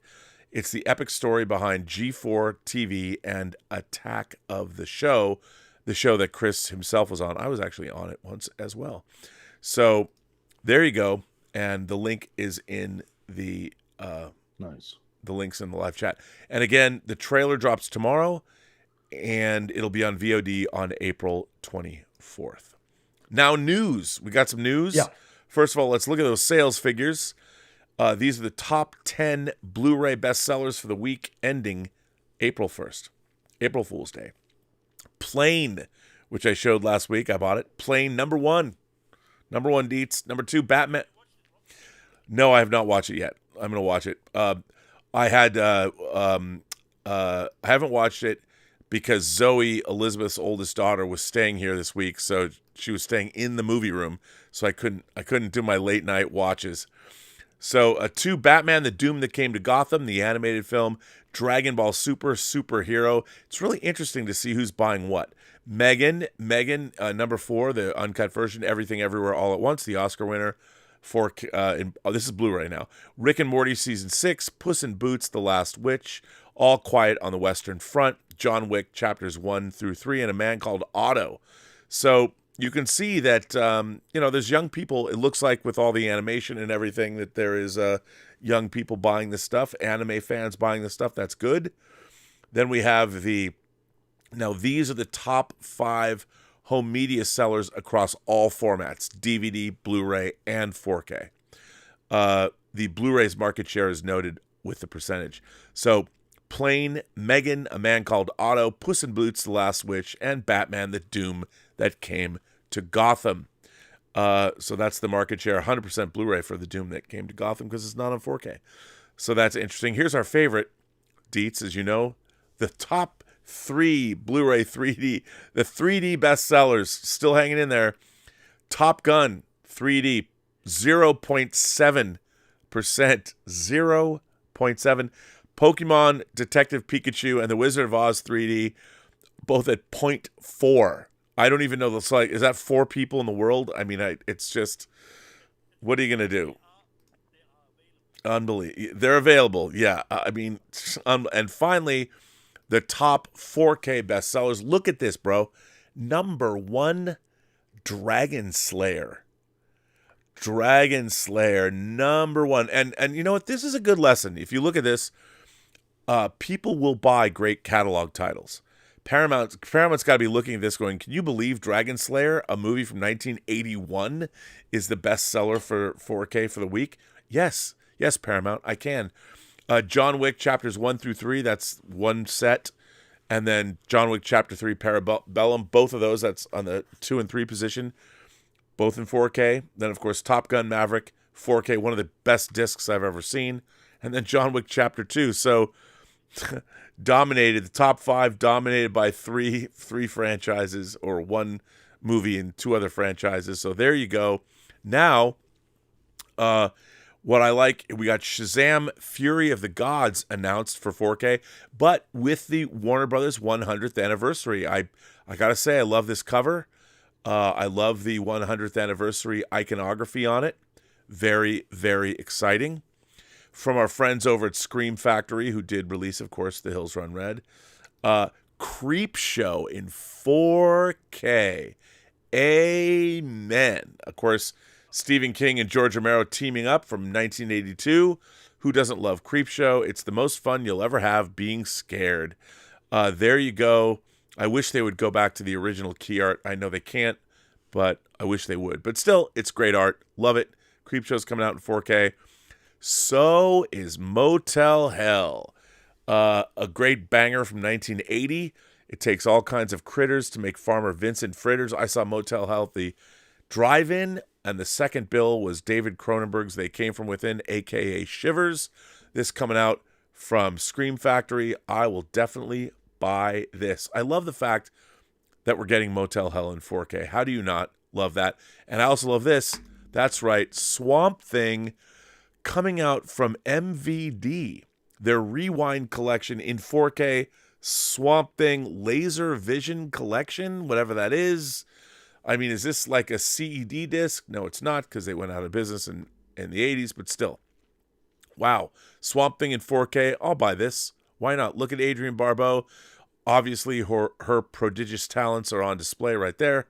Fantastic. And finally, not finally, but this is weird. So, For All Mankind, seasons 1 and 2 are coming out. Actually, was this season 3? No, it's season 1.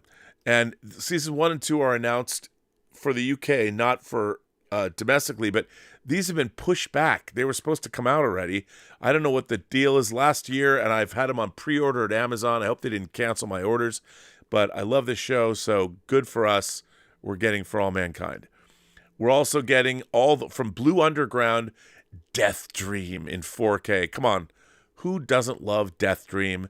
I'll buy it. Look at that cover. Blue Underground. You know, between Blue Underground and Severin, we're getting a lot of great, crazy stuff. And Death Dream coming out in 4K. Also getting Quantumania. Obviously, we're getting that. I'll buy it, but who cares? I wanted to love this movie. I didn't love this movie. And finally, we're all waiting for it. This is the Studio Canal version, the director's cut. Maybe all 3 versions are in it. Brotherhood of the Wolf in 4K. I want to get I've still got my DVD, the big full-blown DVD special edition of this. Can't wait to get this from Studio Canal. Go order it at Amazon UK. So there we go. That is all the news that is fit to print, Dietz. Nice. And speaking of one movie that you mentioned, Rob, I watched Shazam! Fury of the Gods. And I'm a little sad that the movie got really the shortest straw of the last comic book movies. Because considering Black Adam, Wakanda Forever, Thor Love and Thunder, I thought Shazam is actually the best movie. It was, you know what, I liked it too. I really liked it, actually. It was a lot of fun. So for me, it's really, the timing is everything, considering releasing the movie. But you had the movies that came before Shazam wasn't that particularly good. You have the situation with James Gunn and the new rearrangement of the DC universe. So it was a combination of a lot of things. So for me, it was a little bit sad to see it because I had a good time with Shazam. For me, it was the best of all the last comic book movies with Fury of the Gods. Had a great pacing to it, So for me, definitely, I really like the cast too. I thought, the Marvel family's great, and I will buy it. And another show that I finally watched, Rob, speaking of Star Wars, and can say what you will about Last Jedi and Rian Johnson, but besides The Last Jedi, I'm always thrilled what he does, Rob. And on Peacock, I watched his series with Natasha Lyonne. Oh, it's great. Poker. It's great. Totally great, Rob. Because what I totally love is not only the Columbo take on it, considering we get to know that she's already involved always in the case. She just doesn't arrive when the murder has happened. She's already involved in it. Right. Considering the time jumps that they do.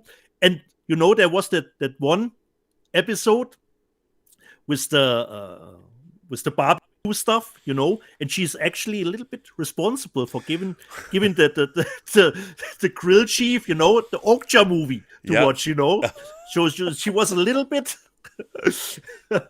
in the murder herself, but I totally had great time with Natasha Lyonne, or like I call her Natasha Lioness, considering her hair. Yes. So I'm really looking forward Natasha Lioness. for the second season. And speaking of Natasha Lioness, Rob, let me get into my other purchases that I got this week. Oh, can't wait. Because from Vinegar Syndrome, but I haven't watched it, with Natasha Lioness, I bought Freeway 2. So I have no idea what I will get, because I was really happy with the first one, which it's was a cat in the bag, movie. dude. Yeah, it's a cat in the bag, Freeway. But from Vinegar Syndrome in 4K. And I think it comes with a documentary, Rob, that goes even longer than the movie. Or exactly as the movie. 98 minutes. Freeway 2 with Natasha Lyonne. Then we talked a little bit about it, Rob. About, she bangs them, breaks them, and books them, The Silk movie, the Top Squad, with Cynthia Rothrock. Did you watch it? Of course, but let's leave it at that. But this one is actually from Vinegar Syndrome. Is probably in the same vein. I bought the Doll Squad. Oh, that movie rules.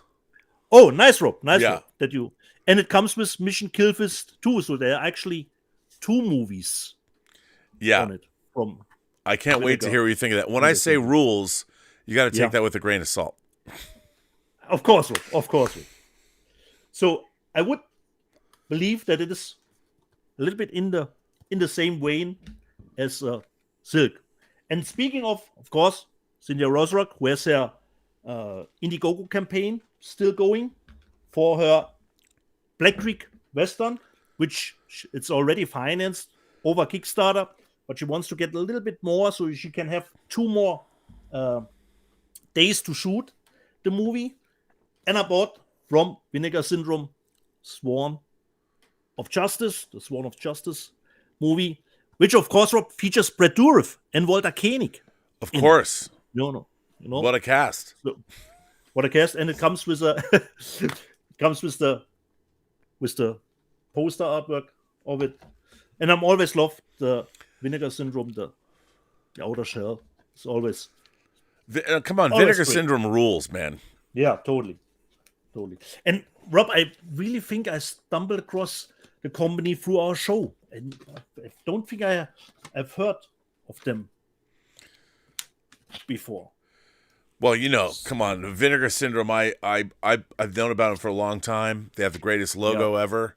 But when they put out Liquid Sky and of course Body Melt, and then they started moving into the 4K realm. They're putting out Verhoeven Showgirls. They already put out Roadhouse. They put out the Beastmaster in that awesome box set. Yeah. Vinegar Syndrome knows what's up. A question, Rob. Did you get to do your sessions with Elizabeth's parents yesterday, and what did you watch? No, we didn't because of Easter. The Easter weekend. The week before, we watched Sunset Boulevard.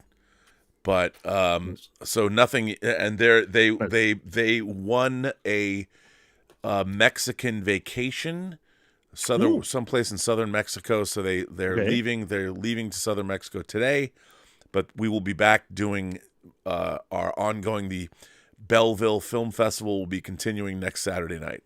I was hoping I wanted to watch the Maltese Falcon with them, but I think it's funny. I do want to show them a science fiction or horror film. I kind of want to show them the 1978 Invasion of the Body Snatchers. Yeah. We talked about it. Yeah. Should be. You can try it, Rob. Just a little. I don't know. I'm not sure. Yeah. The biggest problem is if you show somebody else a movie that you love or like, and after 20 minutes you recognize they're not that digging movie. it. Yeah. Then it's getting a tough last 2 hours to get through it. But what can you do? Speaking of the Star Wars announcement, it was actually time to put out an emergency declaration. I don't know if you got the US version of the Korean plane thriller, Rob. This is the German Steelbook emergency. Wow, look at that. What a cool... Now, I haven't seen this movie, but I want to see this movie. Is this movie good? Rob, it is right up your alley. Considering edge of your seat excitement, I wasn't that thrilled for a long time ago.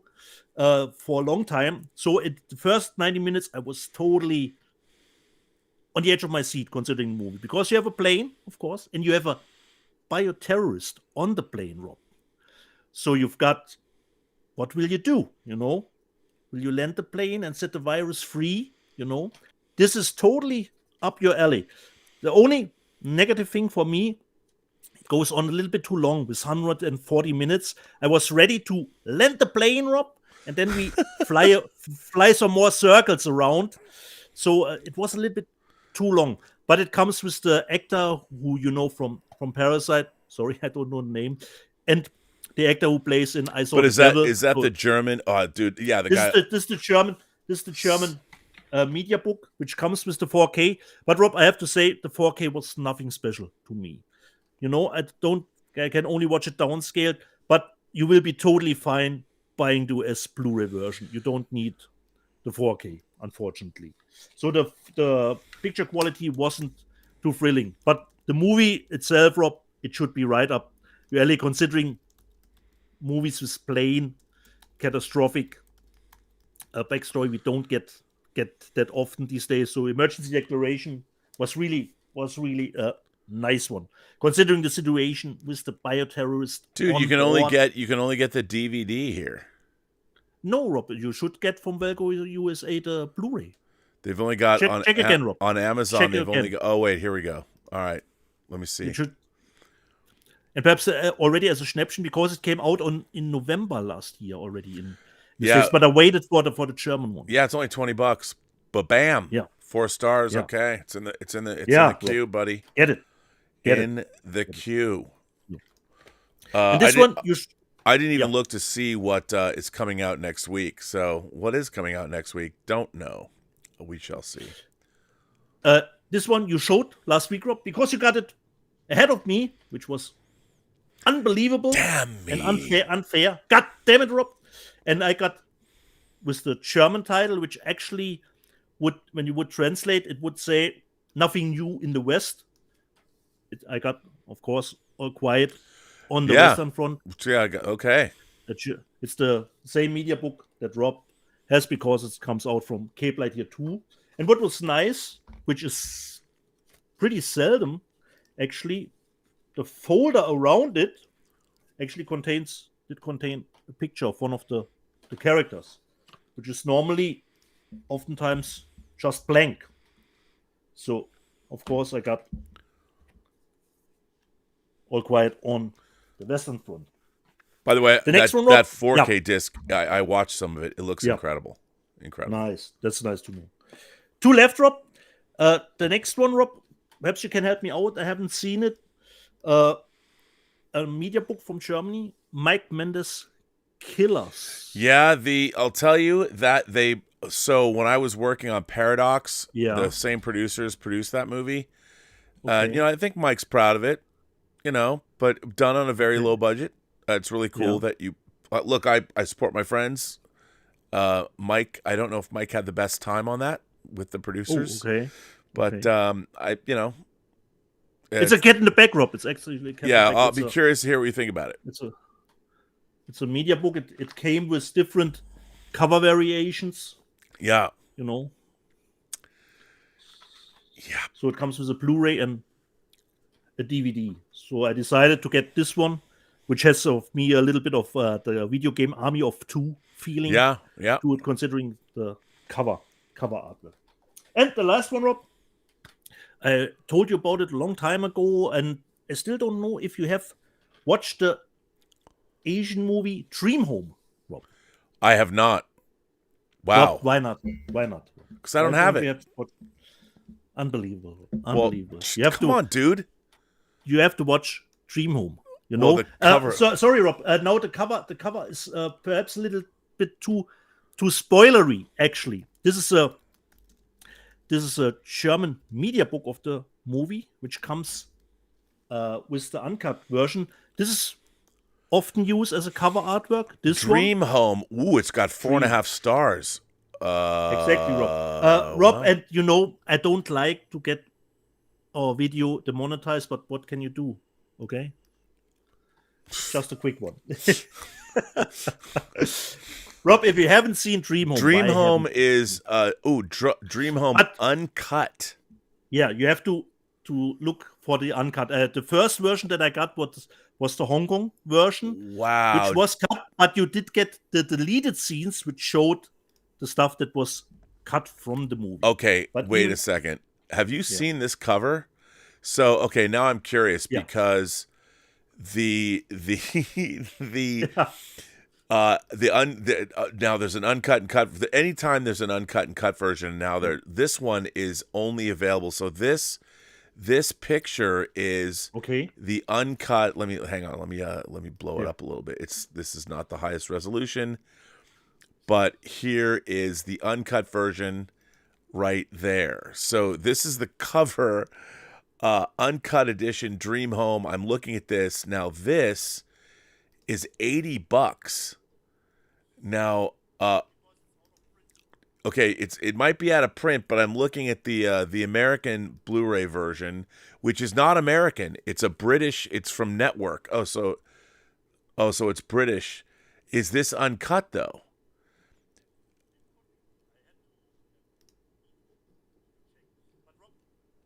She'd kill for a harbor view.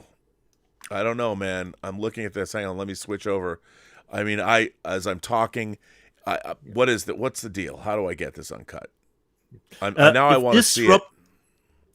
If this is uncut, Rob, I will look that I can send you my Hong Kong version. It is cut, but you get the deleted scenes which show the uncut stuff in HQ quality. It is a good version, even if it's a little bit cut here and there. But Rob, don't watch any trailers. No, go in blind in Dream Home. Go in blind. You know. Here's a French. Here's a French version. Probably, but no English subtitles, Rob. Yeah. Wow, there's all kinds of different versions. Here's another version of Dream Home. Is this the American version? And unfortunately, this one doesn't have. Let me just check. Doesn't have English subtitles either. No, but I have the Hong Kong version. I will. I'm intrigued, buddy. I'm intrigued now. Yeah. You've got me. Yeah. You've got me all hot. Rob, this is one of the. Yeah, this is one of the great little tips that I got for you. You know, Dream Home. But it's probably out of print for the most. Well, damn it. For the most part. But I will see if I can get you the Hong Kong version that I got somewhere, because it was the first one. But don't look it up, Rob. Don't watch any trailers. Go in blind. I'll go in blind. I mean, you might have to get it for me. Just put it up on Saturday evening, for the Bell family. It's a nice one. No. Yeah, tonight we have a double feature: Dream Home and Martyrs. Yeah, exactly. Both places they're both homes that have something to hide. Yeah. Okay, This was my last one. All right. Well, okay. I will go in blind for Dream Home. I will check, Rob, about Dream Home if you can get some nice if you can find it, because it's pretty brutal. It's pretty brutal here. $80. Next week, I want to remind everybody. Next week, What a Feeling, Flashdance in 4K, celebrating its 40th anniversary. Let's hear it. Give it up for the late great Irene Cara. Take your passion and make it happen. I've used Flashdance. I've said, look, man, you got to Flashdance your life. That means you got to take your passion and make it happen. Flashdance your life, people. If you're not happy, it's up to you to Flashdance your life. Take your passion and make it happen. What a Feeling. On 4K. I actually love Flashdance. She's a maniac. Haven't seen it in a long time. Looking forward for the great music. For the 4K. And I hear good things about the transfer, or at least it's not some of the Paramount transfers. Oh no, it's Simpson Bruckheimer. I'm sure they spared no expense. I cannot wait to see that transfer. Yeah. What a feeling! Exactly. Do we have some super chats left? We do. We got a few super chats. People are flinging some in. Our friend Anthony at 6 Scale Mafia says, whatever happened to the Stranger Things discs? I have the VHS box for season 1. I wish they continued this. I'm also definitely picking up the TNG 4K set. Well, it's really great. Pick it up. I don't know, man. I would have thought it's Netflix. I mean, they might have been a little. As far as I know, Rob, they only released the first season. Yeah, I don't know why I guess because it became such a big hit that they decided, no, we're just going to keep it come to our platform. Wasn't it a special thing in the States with Walmart or something? Yeah, like it was. It was a special thing, and you could get the VHS box, and it's too bad because it was cool. Yeah. Georgie says Indiana Jones was shot on the Arri Alexa LF and the Mini LF. They are digital cameras. That's why I was surprised. It's an insult. Well, he's talking about Indiana Jones and the Dial of Destiny. Look, my big comment, well, that makes sense. My big comment about the film was I don't like the look of the trailer. It does look too digital, even though they shot the New York City ticker tape parade in Glasgow. It still looks, because the background and the ticker tape itself, it's very digital.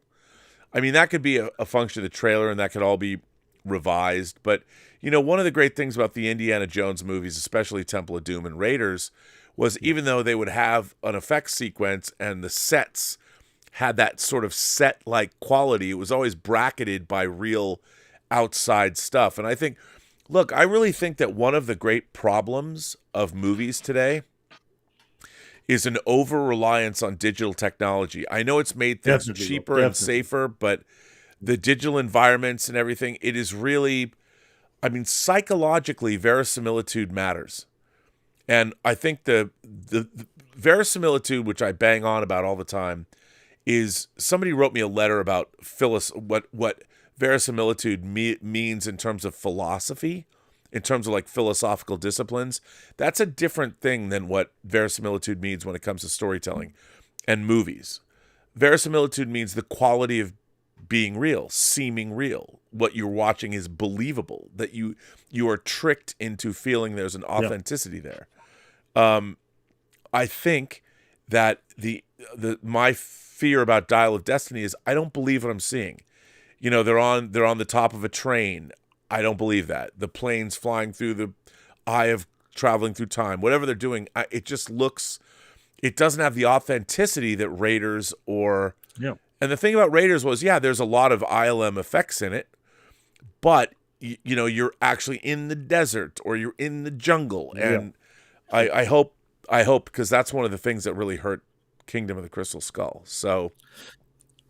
And even Shazam, of course, has a lot of digital effects, but considering the budget drop for 100 million, it is the cheapest one of all those last comic book movies. It had stuff that didn't look like the volume stage. Okay.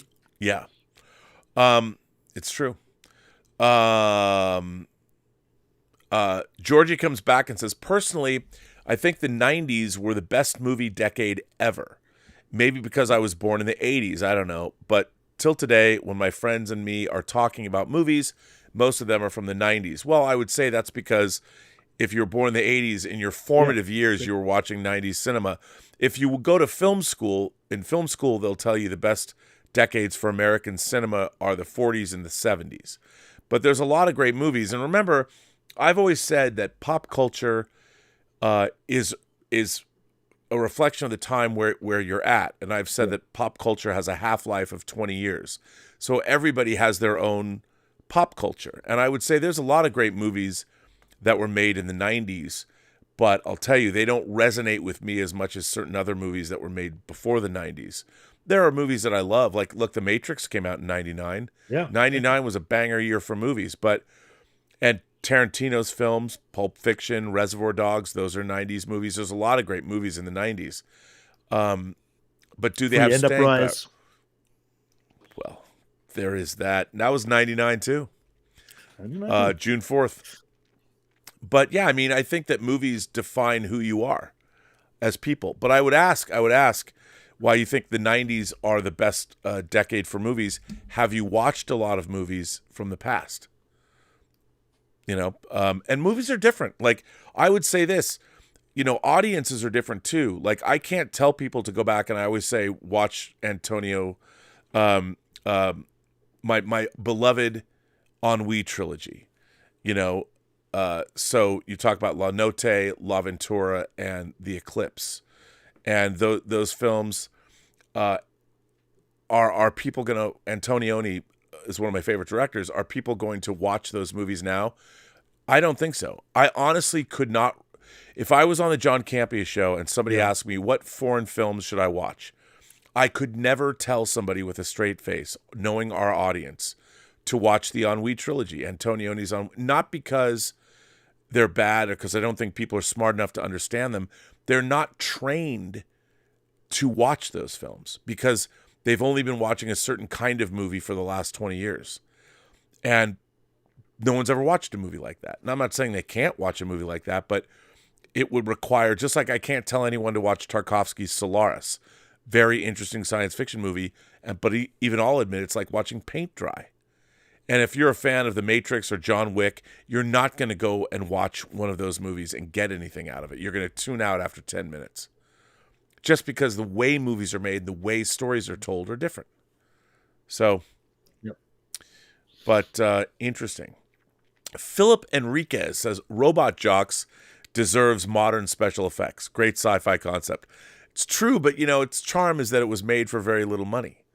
But yeah, it would be a great remake, but they didn't have any, I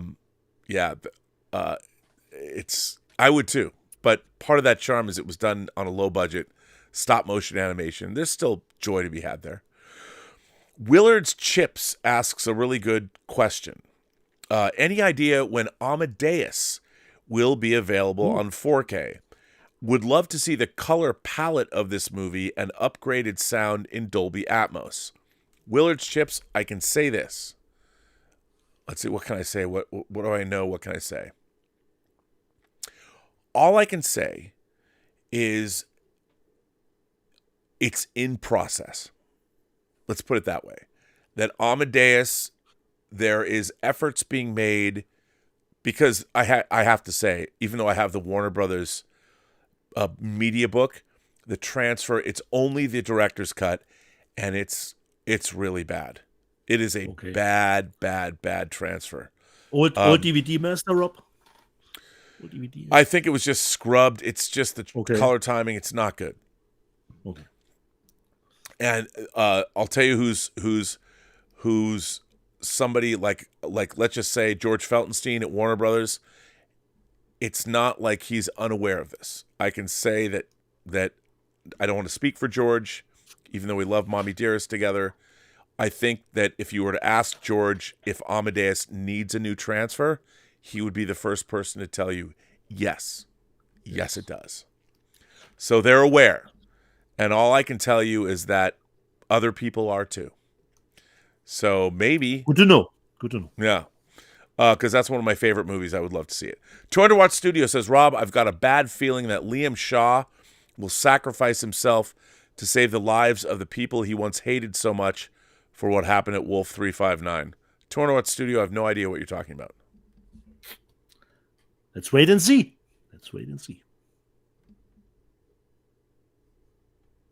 I'm just saying.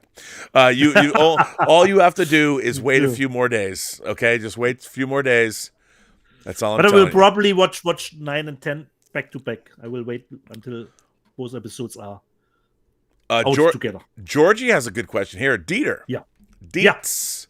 Dietz. Do you have the DTS laser discs like Jurassic Park, True Lies, Sudden Death, and so on?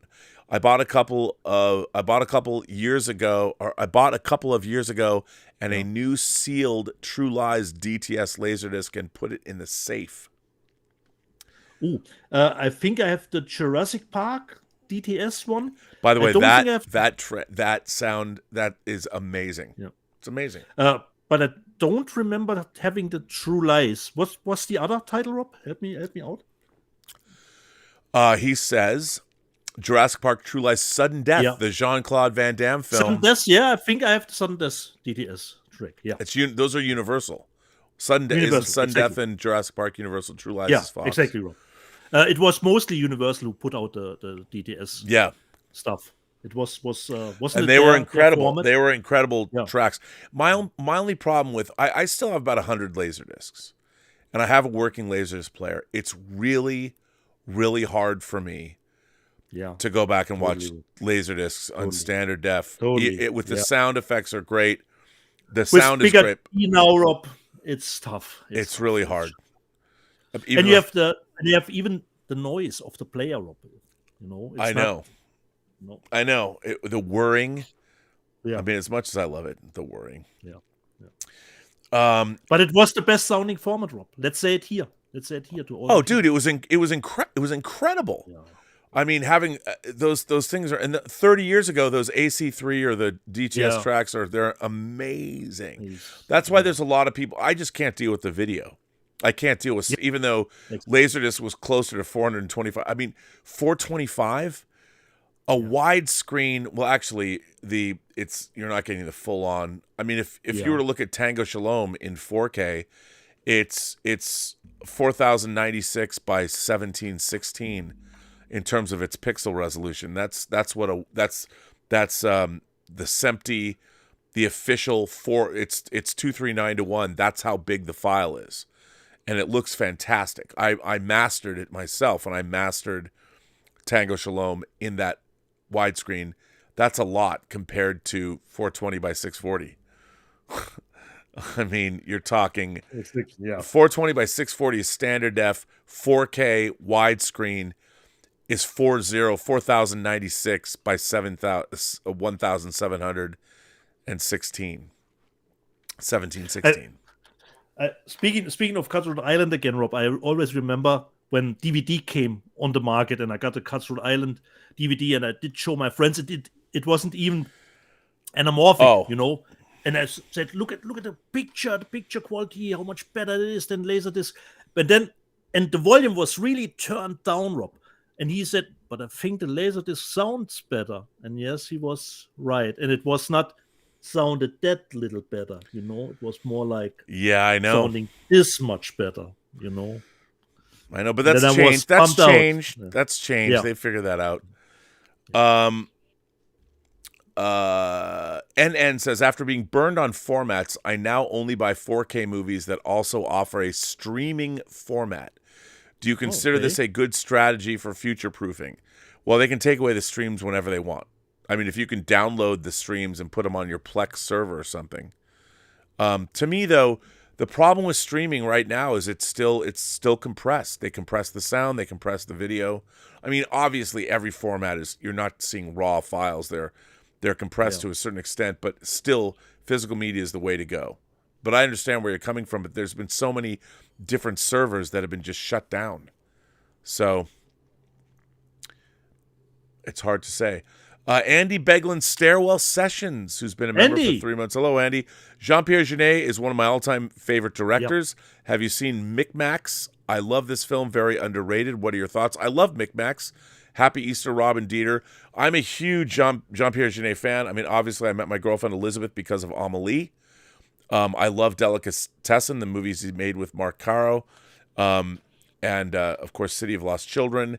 And A very long engagement with another movie he made with Audrey Tautou. I really love Micmacs he made, which it's a little wacky. I like Micmacs, but he's an incredible filmmaker. I don't know if they can actually make a 4K of Amelie because of how the master was done, pretty much digitally, but I would love to get that. I'm a huge fan.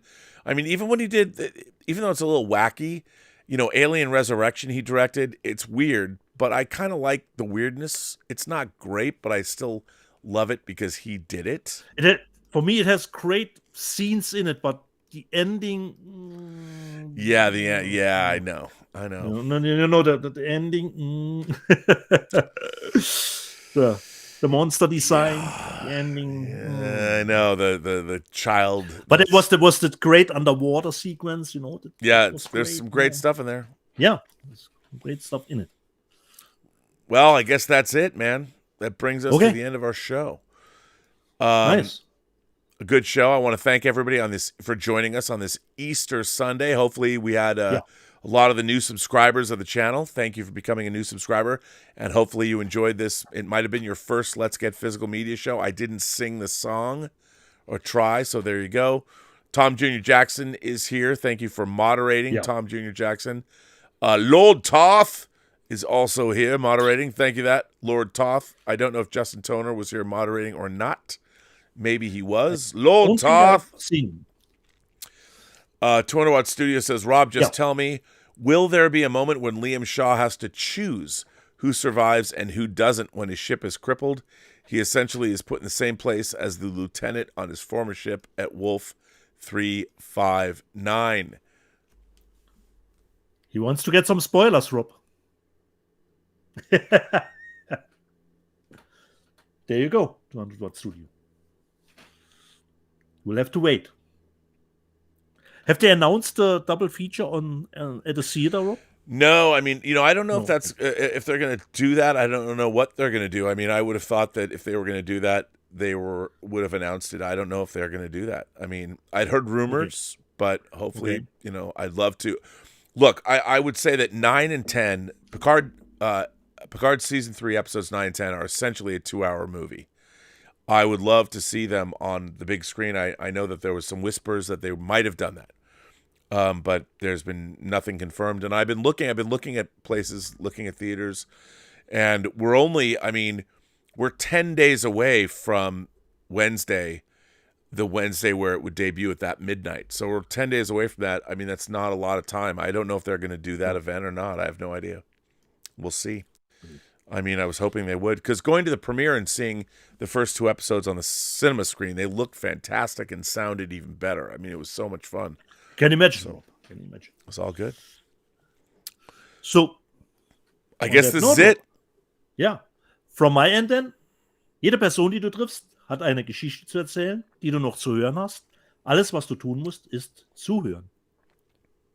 Every person you meet has a story to tell that you have yet to hear, and all you have to do is listen. I want to thank everybody for becoming new members of the channel. I want to thank all of our new subscribers for being here, and I want to thank everybody once again for generously supporting this channel via super chats and tips and all of that, because how else could we survive buying new physical media every week? I don't know. But thank you all, and hopefully you like the show.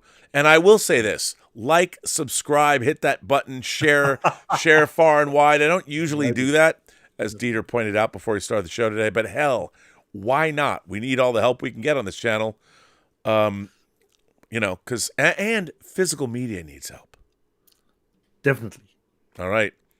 And on that note, have a better day. Happy Easter.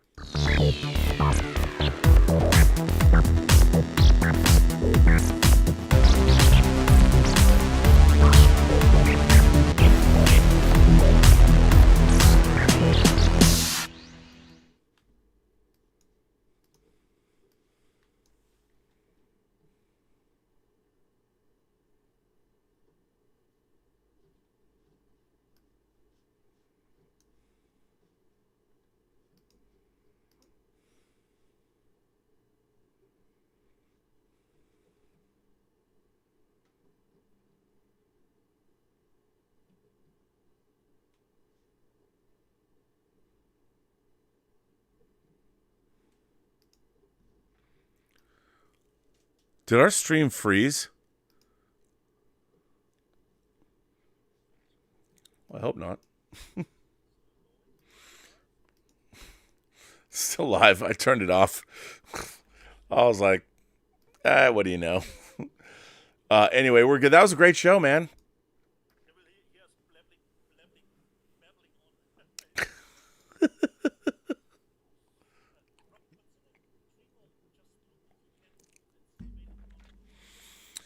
Yeah, I'll see if I can find it. I don't think it's uncut though. I'm looking at it like I didn't know. I wasn't aware of this.